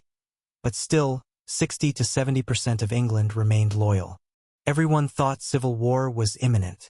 It was believed that if Scotland's military forces moved south to join the Loyalists, and then joined with the Irish Expedition Army returning from across the sea, the Loyalists could easily achieve victory. There was even internal confusion among the rebels. The outcome was predictable, given that groups of different natures had gathered for the purpose of kidnapping or eliminating the Queen. They even failed to achieve that goal. Moreover, they opened the treasury expecting enormous wealth remaining in the royal coffers. But there was nothing. The Queen had squandered it all, without leaving a single penny. Only then did they realize that the standing army construction had been a bluff, and they were furious, but it was too late. Chapter 155, Virgin Queen, 2. They had no choice but to lie flat on the ground, rambling with typical excuses that they were not traitors to Her Majesty the Queen but had only intended to deal with the bad people around her. In the midst of this, they had to internally purge Catholics who were really colluding with Spain and plead with the Queen to please return. Now, with just one word from Elizabeth, with just one word, civil war would begin. And the Queen kept her mouth shut in that state. While everyone was just steadily gathering weapons, making a mess of things in confusion, and James VI was supporting the English loyalists by mobilizing even non-existent resources. The Queen maintained her silence. So, England was surprisingly quiet. It's because of Spain. As soon as civil war breaks out, Spain will land troops, you see. That's right. Everyone had forgotten, but the English were at war. In the end, following the Queen's silence, England fell quiet again as the state of tension continued. Does that make any sense? First of all, a monarch abandoning the throne and fleeing? And why do that when the rebellion could have been sufficiently suppressed? Her Majesty the Queen is simply that kind of person. More incomprehensible than anything else is maintaining the status quo like this. No, what is there to gain from doing this? There is something to gain. What is it, Walter? Raleigh nodded to me. Her Majesty the Queen no longer has to handle official duties. Pardon. More precisely, she only has to deal with the duties she wants to. Co-Monarch James is on a leash because of the resources coming from Virginia, and all other English people still nominally remain loyal to Her Majesty, don't they? So, Her Majesty can now do whatever she pleases. What is this? There was a rebellion, but she didn't suppress it. She partially outsourced the tedious work to someone else and fled while retaining actual authority. For what purpose? For her YOLO lifestyle? I was astounded by the Queen's progressiveness, leading the fire movement culture about 400 years earlier than the original history. Indeed, it was because of such an advanced queen that England would later lead the world. No, I don't understand at all. A genius that couldn't possibly be grasped by ordinary human thinking flashed in Elizabeth's mind, and she exercised that genius following her animal instinct. That's the only way to see it. But, wouldn't James I not leave her alone? Pardon? No, I mean, wouldn't King James not leave her alone? He would try to eliminate the Queen somehow, wouldn't he? Yes, that's true. Isn't that why Her Majesty made such a bold decision? Bold decision. Is it right to attach such a positive word to that? I briefly looked out at Raleigh's mansion built on Roanoke Island. We were standing on a ship floating near Roanoke. Being only a few kilometers away, the island's coast was clearly visible. There were fences to prevent English artisans settled across the island from crossing over, and soldiers standing guard were visible here and there. And there, workers were renovating and expanding Raleigh's mansion. It was due to recent events. A reason had suddenly emerged to urgently expand Raleigh's mansion. As I peered at the coast through a telescope, I saw a familiar face among numerous ladies in waiting.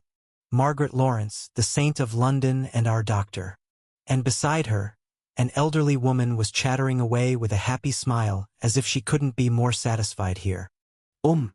Margaret has come all the way here, and rebels have taken control of London. So how is the London clinic being operated? I hear it was long since dismantled and moved to a city under loyalist control. Don't worry, we'll continue to supply medicines there. Well, whatever. Though it's a bit slapdash, everything will work out somehow. I focused the telescope again. The elderly woman's face came into clearer view. That's right. Worried that James I might threaten her life? Then come to a land where he absolutely cannot touch. And it would be even better if it's a land where she can directly control the distribution of resources from the New World. That conclusion was right before my eyes. Elizabeth Tudor was currently chatting idly with Margaret on Roanoke Island. Your Majesty? What is it? Are we going to play cards together again? Elizabeth answered Margaret's question with a broad smile. She was adorned with aluminum accessories all over her body and wrapped in furs. This March now, free from various work stresses and enjoying all sorts of luxuries. The Queen's face looked brighter and healthier than ever. She was excessively vibrant for a 68-year-old woman. No. That's not it. I was just curious. About what? When the Queen asked, Margaret opened her mouth haltingly and asked, Didn't your Majesty say that you fled to Scotland for the safety of your royal person? That's right. But, isn't crossing the ocean to the Atlantic also sufficiently dangerous? How did you come to make such a decision? Staying in London and suppressing the rebellion would have been entirely possible. Clack. Pardon. Oh, my Margaret, you still don't understand. The Queen gripped Margaret's shoulders and said with a bright smile, There is only one reason. Margaret swallowed hard at the Queen's face, which somehow became serious. Finally, she could understand the true intentions of Her Majesty, who seemed to have abandoned her kingdom and fled. Now both England and Scotland are mine. Whether I play cards, go bowling or hunting, everything is mine. If it's hard to understand, fine. I'll keep it brief. Isn't this more fun? What? Margaret asked back stupidly. The Queen laughed loudly and walked again on the sandy beach of Roanoke Island. Behind her, a large mansion was being constructed as an extension to Raleigh's mansion. It was all being built with funds provided by James of Scotland. Now she only needed to give orders without lifting a finger, occasionally giving advice on incoming news and making the English people's heads ache. Her father, Henry VIII, was a degenerate king. He changed wives according to his mood and changed churches like changing shoes when he was upset. Everyone failed to understand her father then, but now she could understand. Now she had far surpassed her father's eccentricities. No, perhaps she had already surpassed her father when she decided to plunder Spain. She can now overturn England with a single flick of her finger. She had won at gambling once again. Equals. Wow, what is this? Seriously, what is this? Chapter 156. Othello Chips, 1. Ugh! The King of Scotland, James VI, now also the joint King of England, James I, was suffering from the endless stream of paperwork. This wasn't what he had expected. In Scotland, being a king meant being just one among many powerful lords, a first among equals at best. The fractious Scottish nobility had always tested him, challenged him, and sometimes openly defied him. He had learned to navigate their ambitions through cunning and compromise, never truly commanding absolute obedience. Scotland was already smaller than England, and with such insignificant royal authority, he had always coveted the English throne. Once Elizabeth died, that position would be mine. Once she disappeared, that seat would be entirely mine. From now on, I wish to make you the joint King of England. I will also divide the resources from the New World in half. Ugh! Your Majesty, are you all right? I'm fine, leave me. But, Your Majesty, leave me. It's my request. Creak. Thud. The door closed, and the attendants withdrew. Then, alone in the room, he silently sobbed. He gritted his teeth and pounded the table. Elizabeth, that Babylonian harlot. I should never have accepted that proposal. I knew what schemes that witch might devise, yet I fell into her trap. It was vexing enough that she called it joint rule, and then fled alone to America. Of course, he had tried to kill Elizabeth. Isn't that what politics is all about? More than anything, he detested how she created this ambiguous situation and then played innocent. The resources from the New World that she had promised continued to arrive steadily. However, those resources were mostly spent on persuading and mobilizing loyalists within England as soon as they arrived. Naturally, this too was due to the situation she had created. She must have anticipated this. Meanwhile, he had to suppress the rebellion in Ireland, worry about the war with Spain, and consider the movements of France and other European countries. All those duties fell solely on him. And Elizabeth? Who knows? She's probably enjoying an openly public tryst with that Raleigh fellow across the Atlantic, building a magnificent mansion with all the resources James himself had sent. How long must I continue this charade? Until Elizabeth dies? When would that woman die? She seemed extremely healthy. Wasn't there also a saint by her side? I heard she even receives personal health care. How many more years does she intend to live? Before he knew it, he was about to crumple and tear the document before him. James carefully placed the document back on the desk, sighed, and continued signing. And the taste of lobster is truly exquisite. Margaret, please help yourself. I am honored. James's prediction was exactly right. Elizabeth was experiencing the best moments of her life. Free from frequent work and late sleep schedules, Elizabeth's health was improving day by day. She enjoyed bowling, fishing, and hunting at her newly built mansion, and occasionally toured the island to admire the diverse scenery of the New World. However, is there any reason why I must stay here? According to the treaty, all English people should be free to travel throughout the Emperor's territory. Elizabeth had to remain confined to Roanoke Island without knowing why. Occasionally, she visited various uninhabited areas near Pamlico Sound with Raleigh to observe alligator herds and go hunting and on outings, but she still found it strange. They only visited places without people, or places where only English people were present. As if there was something to hide. I would like to meet the Emperor as well. I'm curious about his palace and what his empire is like. Your Majesty, please wait a little longer. I don't know how many times I've heard that reply. Bang! As Elizabeth fired her gun, a deer lost strength and collapsed. That would be dinner tonight. I'm starting to get bored.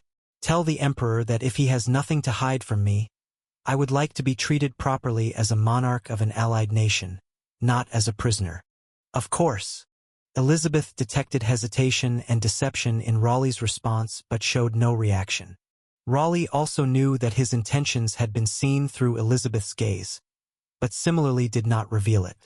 The two simply sat quietly opposite each other, smoking tobacco and passing time. That evening's dinner was a pie made with venison and potatoes.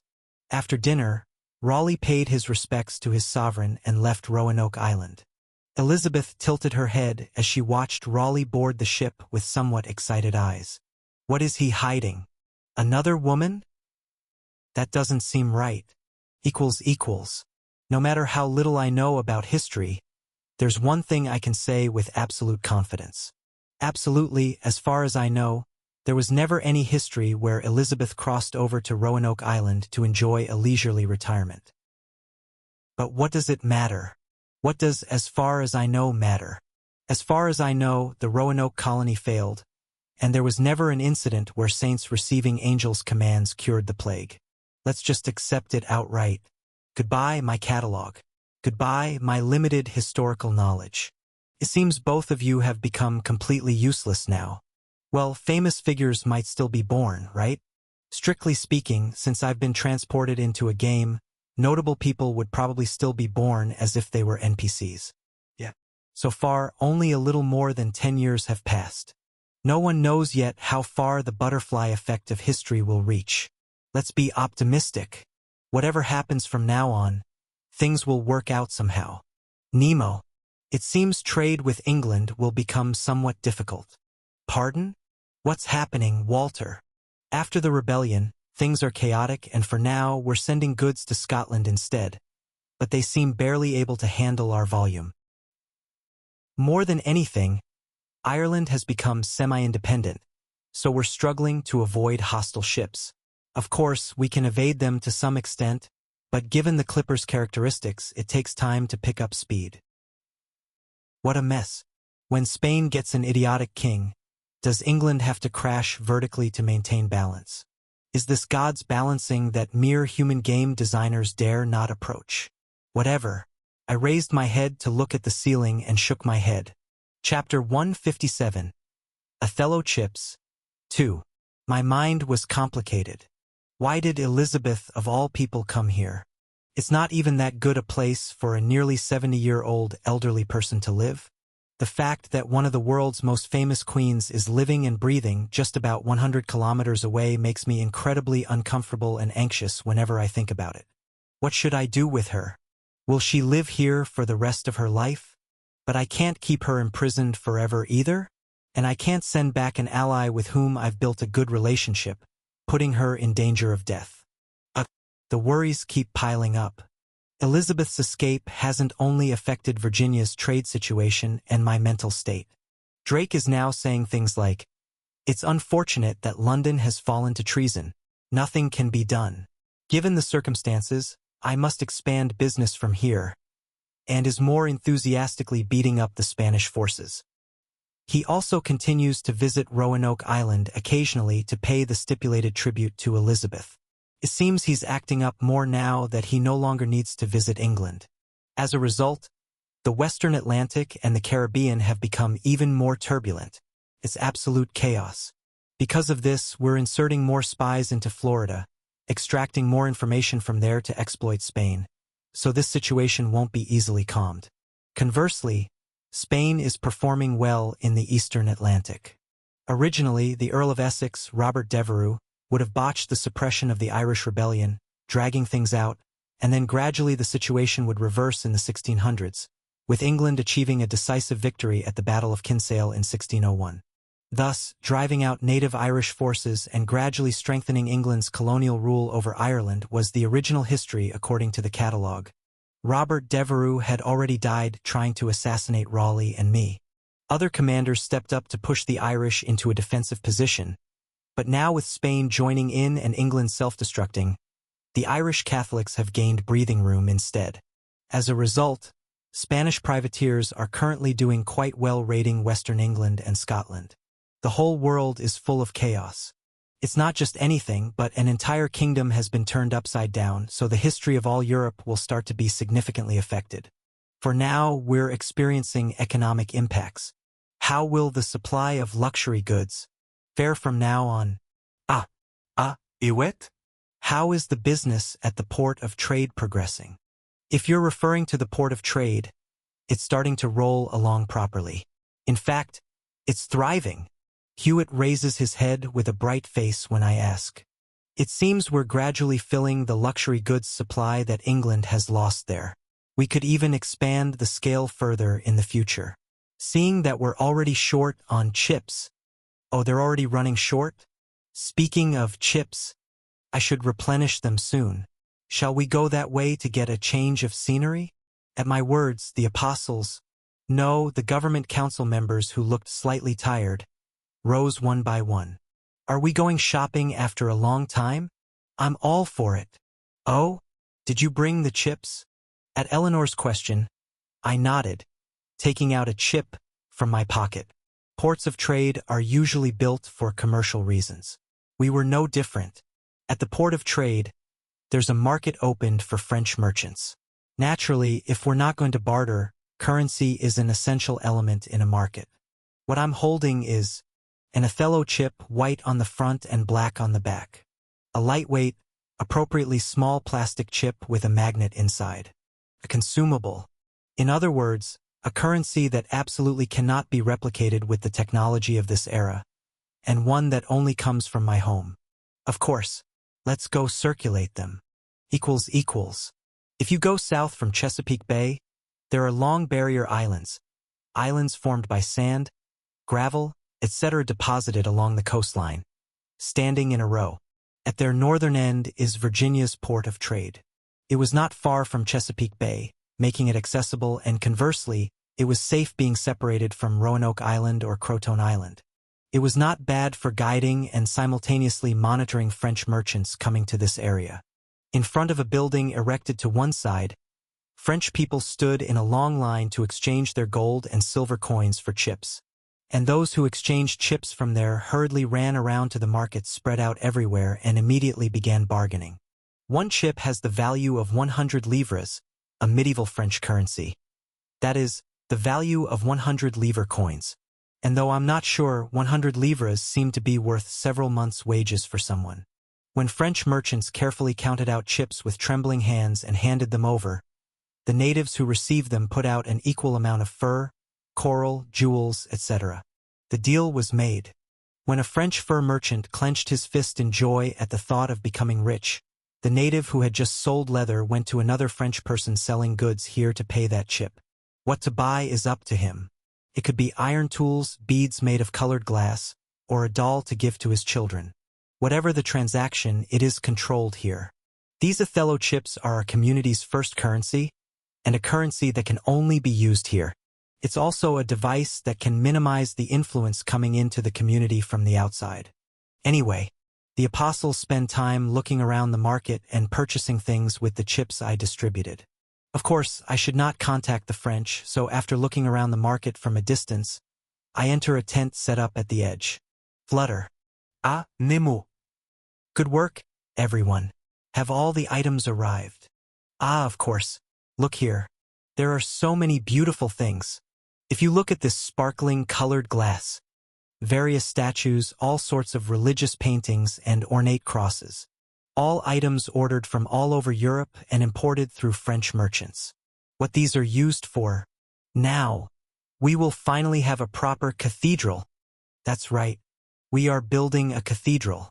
All the workers in the tent made the sign of the cross. Chapter 158.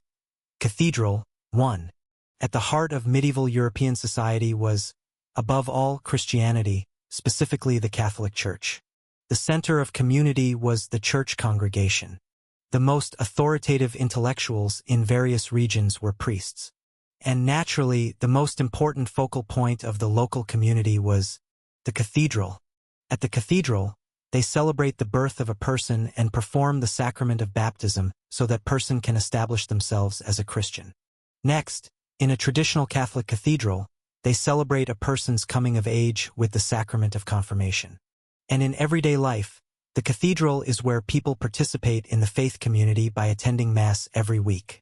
It's also where two people are officially recognized as forming the most basic faith community, a family, through the sacrament of marriage, and where funerals are held when someone dies. Thus, a person's life begins and ends at the cathedral. That's how a community is maintained and moves through the space called a cathedral. Since medieval times in Europe, the cathedral could be considered the heart of a community. It's ultimately similar to how our church building in Chesapeake served as both a parliament building and a meeting place for the apostles and me for a while. It's natural. It's convenient to hold meetings and make important community decisions where people gather every week. For the same reason, in original history, church buildings became the center of early American pioneer communities. So the beginning was very simple. Now that our population is approaching 70,000, wouldn't it be nice to have a proper church building? Well, of course. Mrs. Dare is right. We can't have priests like Hewitt or Harriet holding important ceremonies outdoors forever. For example, if it suddenly rains during Mass. As for how our church operates, well, the only thing I can really say is that it's quite improvised. Priests and deacons are roughly elected by vote or take turns in office through drawing lots. Usually, those who have learned our doctrine from Hewitt or Harriet take the role of priest. People going far to trading posts need someone to celebrate Mass and preach, so we dispatched those who had studied doctrine to serve as priests. Or trading post people elect them by vote. The same goes for positions above deacon and priest. Usually, bishops are roughly elected by vote among priests, and occasionally I appoint someone and dispatch them to distant locations. Archbishop, we don't have that yet. With a population of only 60,000 to 70,000, why would we need to elect an archbishop? It would be as ridiculous as a 5-person club electing a president, vice president, secretary, treasurer, and auditor. Anyway, archbishops would probably be elected by bishops later. What is this? This terrible hybrid of Catholicism and Protestantism? Anyway, since our community has both Catholics and Protestants, it ended up being this mix together. Some refuse to say priest and say pastor instead, and some refuse to say bishop and say superintendent, but it doesn't really matter, so I just leave it be. Doctrinal debates only give me headaches. Above the elected deacons, priests, and bishops are the apostles, and ultimately me. I'm roughly. Well, something like the Pope of the Nemo sect. No, the nameless sect. Looking at this summary, I've used words like roughly and approximately a lot. It seems our church organization really is operating quite loosely. Well, it will work out somehow later.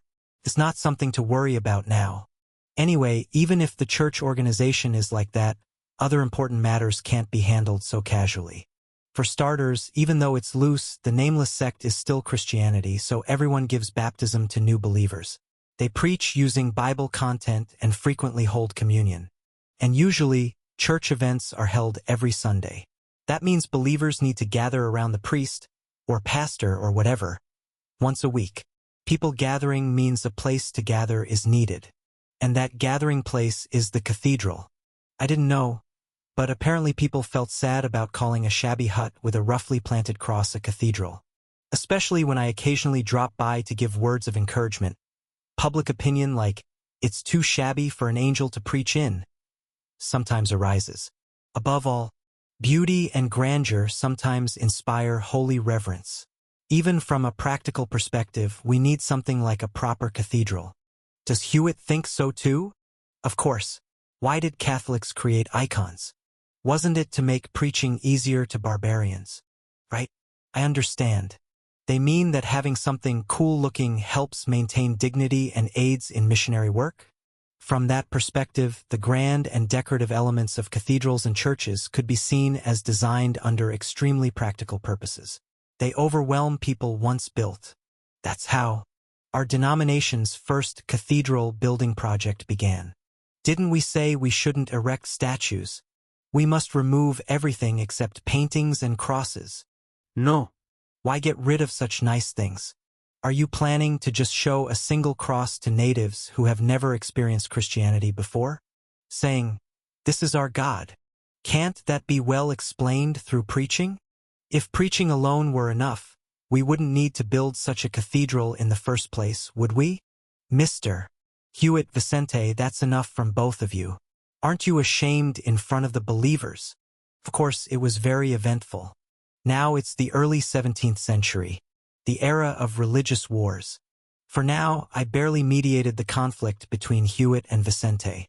We decided to install a crucifix showing Jesus hanging on the cross, but exclude all other statues of saints and angels. Oh, this is exhausting. I barely held back a sigh as I left the meeting room and looked at the construction site of the cathedral. It's been about a year since the idea came up, and they're still just laying the foundation. Complex and magnificent buildings like cathedrals take a long time just to design. They've been arguing for days just about whether to erect statues or not, so it would be a miracle if the construction didn't take long. Still, at least a warehouse to store materials and interior decorations for the cathedral has been built, so I went to take a look. Creek. Are these all donated items? Yes, at least for now. Chapter 159. Cathedral. 2. Here were various high-quality materials and religious art pieces imported through French merchants, plus jewels and various treasures offered by natives. It was full of donations pouring in from all over America. Through the warehouse windows, natives, English people, and Africans were moving about, setting up pillars and frames. It seems there was some progress after all. == Henri de Bourbon. Henri IV of France and Navarre. The great founder of the Bourbon dynasty and hero who ended the long religious civil war. Chief Minister. Duke of Sully.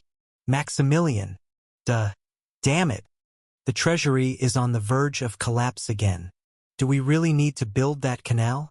Your Majesty, you know, don't you? To collect taxes from that place. Was currently strapped for cash. Today again, after several meetings with his most trusted advisor, Chief Minister and Finance Minister Duke of Sully, Maximilian de Bethune, he collapsed into a chair. Becoming the sole and legitimate king of France was good. But the fact that France was full of ruins and Catholics and Protestants trying to kill him was not so desirable. Yes, the situation in France was not good. For the past few years, he had barely been pulling the domestic situation out of the mire. But the civil war had been too long, and spies from Spain and the anti-royalist faction were everywhere. Every day was a difficult battle. Could I, like that Elizabeth, throw everything away and just enjoy? No, probably not. He had a newly established dynasty and children to whom he needed to pass the throne. He was different from the start compared to Elizabeth, who lived alone and would die alone. No. Who am I envying? Wasn't it Elizabeth's fault that he was currently so strapped for cash? Right now, due to the chaos in the British Isles, trade with Virginia had shrunk, and along with it, the various luxury goods that Elizabeth had directly provided to the French royal family had also been cut off. Wasn't he suffering now because the funds he could draw from the nobles had sharply decreased as a result? Anyway, still I'm envious. At least she had her own power so she could make such a bold choice. Didn't she have the ability and foundation to manipulate even the King of Scotland? But he had no such foundation. He had to seize it with his own 2 hands from the ruins. As he was thinking this, clenching his fists and raising his gaze toward the sky. Knock! Knock! Your Majesty. Merchants who have crossed the Atlantic request an audience. Let them in. Once again, the King of France straightened his posture and took his seat with majestic bearing and dignified expression. No trace of his previous suffering could be found. Then the door opened, and the merchants dispatched by Henri IV bowed their heads. As he nodded slightly, they sat down respectfully opposite Henri. Your Majesty, our voyage to Virginia was very successful. They are buying enormous quantities of luxury goods there right now. Here is the list. The furs and aluminum we received in return alone are in tremendous quantities. The merchants smiled as they spoke. Henri was annoyed that they seemed abundant while he was struggling, but he didn't show such amateurish emotions. Welcome. You are heroes of our homeland, France. He just quietly smiled and nodded. The merchants chatted away, presenting for samples and aluminum ingots they had brought from the New World. Indeed, The quality of the fur was excellent, and the precious metal called aluminum shone with a mysterious luster. But what caught Henry's attention was something else. What is that round object? Ah, yes? Oh, how strange. I was wondering why exactly 100 livres were missing from the ledger. A small disc that protruded from among the goods presented by the merchants, sticking firmly to nearby metal. One side was black and one side white. When Henri IV carefully detached it from the metal decoration, he felt a strange resistance. Does it contain magnetite?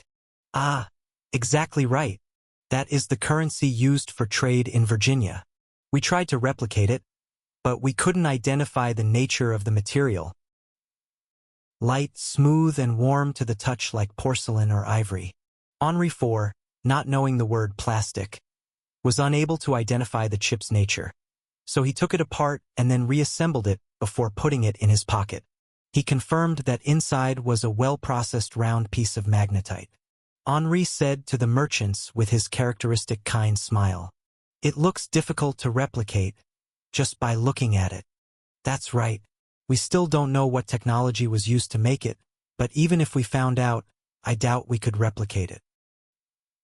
Elaborate and strange. Henri IV, unable to forget the feel of the chip he had put in his pocket, looked again at the list of exports to Virginia. Fine marble, colored glass, timber, and, something feels off. A feeling like I'm missing something obvious. Henri IV suddenly stands up, realizing something. Luxury goods. You said they order many luxury goods. Yes, that's right. What kind of things? Mostly religious items. For example, crucifixes, statues of Jesus, and various religious paintings. Yes, that's it. Henri IV automatically stands up. The merchants, unable to remain seated respectfully, also stand up without knowing why. But the man who changed religions as lightly as changing shoes for the sake of the throne, a monarch who, though inferior to Elizabeth, was no less mad, muttered, "It's all either Christian or building materials. Is that so? Let me see. Oh, indeed it is. These fools, if it was going to be like this, I wasted royal budget sending them. Can't they notice this? This obvious thing?" Cold sweat runs down Henri IV's back. Emperor ruling North America. Honestly, he still couldn't believe in that existence. Many natives testified to the existence of a being called Nemo, but he thought that was all. He thought it was either an English scheme or Nemo was a superstitious object of worship among natives. Logically, if there were an emperor who controlled Northern America, wouldn't he have been discovered during the past few decades? But various religious paintings, crucifixes, building materials, all religious items, all building materials. The English in Virginia, who probably numbered just a few hundred or thousand, couldn't have requested all those luxury goods, especially not ordering so many useless building materials. Then, at minimum, tens of thousands. Yes, there is a huge community there, ruling at least tens of thousands. A community that feels the need to build a large-scale Christian architectural structure. A native emperor, converted to Christianity? Could it be that it's not just a fantasy made up by the English? Your Majesty? Be quiet. My head is complicated enough already. Oh my goodness. The emperor actually exists? Across that ocean, does a powerful Christian empire really exist? Chapter 160. Cathedral 3. The main purpose of Henri IV, the legitimate king of France, was nothing else. To rebuild this ruined kingdom, and simultaneously, to place this unstable new dynasty on solid ground. As the first monarch of the Bourbon line, following the collapse of the Valois dynasty, Henri knew that his family's claim to the throne remained precarious, contested by powerful noble factions and foreign interests who questioned his right to rule. For that, he needed enormous funds. Very enormous funds that would allow him to address the kingdom's countless needs while also projecting the strength and magnificence expected of a French monarch. The royal coffers had been emptied by his predecessor's extravagances and the costly wars that had torn the realm apart. Thanks to the excellent fiscal policies and miraculous sale of offices by the Duke of Sully, Maximilian de Bethune, later the Duke of Sully. Fortunately, millions of livres began to accumulate in the royal treasury. With that money as his weapon, Henri built up the army, constructed roads, and developed industries. Keeping opposition in check or appeasing them was just a bonus. Of course, he had dreams too. I must create a new source of funds that belongs to the royal family, benefiting only the royal family. Henri believed that dream could be realized in America, and his closest friend and excellent finance minister, the Duke of Sully, opposed his opinion. Henri envisioned France's greatness extending across the Atlantic, where vast territories could provide timber, furs, precious metals, and exotic goods to enrich the kingdom's coffers and enhance its standing among European powers. He saw in these distant shores not merely commercial opportunity but the chance to create a new France that might embody his ideals more perfectly than the old world ever could. Because establishing colonies would immediately consume enormous resources that Sully had worked so diligently to accumulate. Each expedition required ships, supplies, soldiers, and settlers, all requiring substantial investment with uncertain returns. Sully, ever the pragmatic administrator, insisted that France's recovery demanded fiscal discipline and concentration on domestic affairs. Colonial adventures, he argued, would drain the treasury faster than it could be replenished, potentially undoing years of careful financial management. Moreover, after several attempts at establishing colonies, they were all either already under the control of the native emperor or too close to England's sphere of influence. His dream seemed to be crushed that way. But, do you see? You must understand what conclusion this leads to. Tch, that's impossible. Don't you? How many expeditions have gone to America over the past 100 years? Yes, I know too. Until just 10 or 20 years ago, there wasn't even a trace of an empire. But look, now they're building a cathedral? Who, for what purpose, would construct such a building? The English. What? When Henri was momentarily stunned by that answer, his chief minister, the Duke of Sully, responded. Don't you know? English people with the emperor's permission can freely settle in the emperor's territory. Perhaps, contrary to what's publicly known, tens of thousands of English have already settled there. Yes, that's much more convincing than an unidentifiable empire. This intricately processed magnetite and currency of unknown material, let's set that aside. There must be another way to explain it. The Duke of Sully speaks to his lord imploringly. Please, you must come to your senses. American ventures will devour resources like a hippopotamus. If we pour those resources into the kingdom, we can build up the artillery more, expand roads more, and extend Paris more. Then, what about the future of the kingdom and the new dynasty?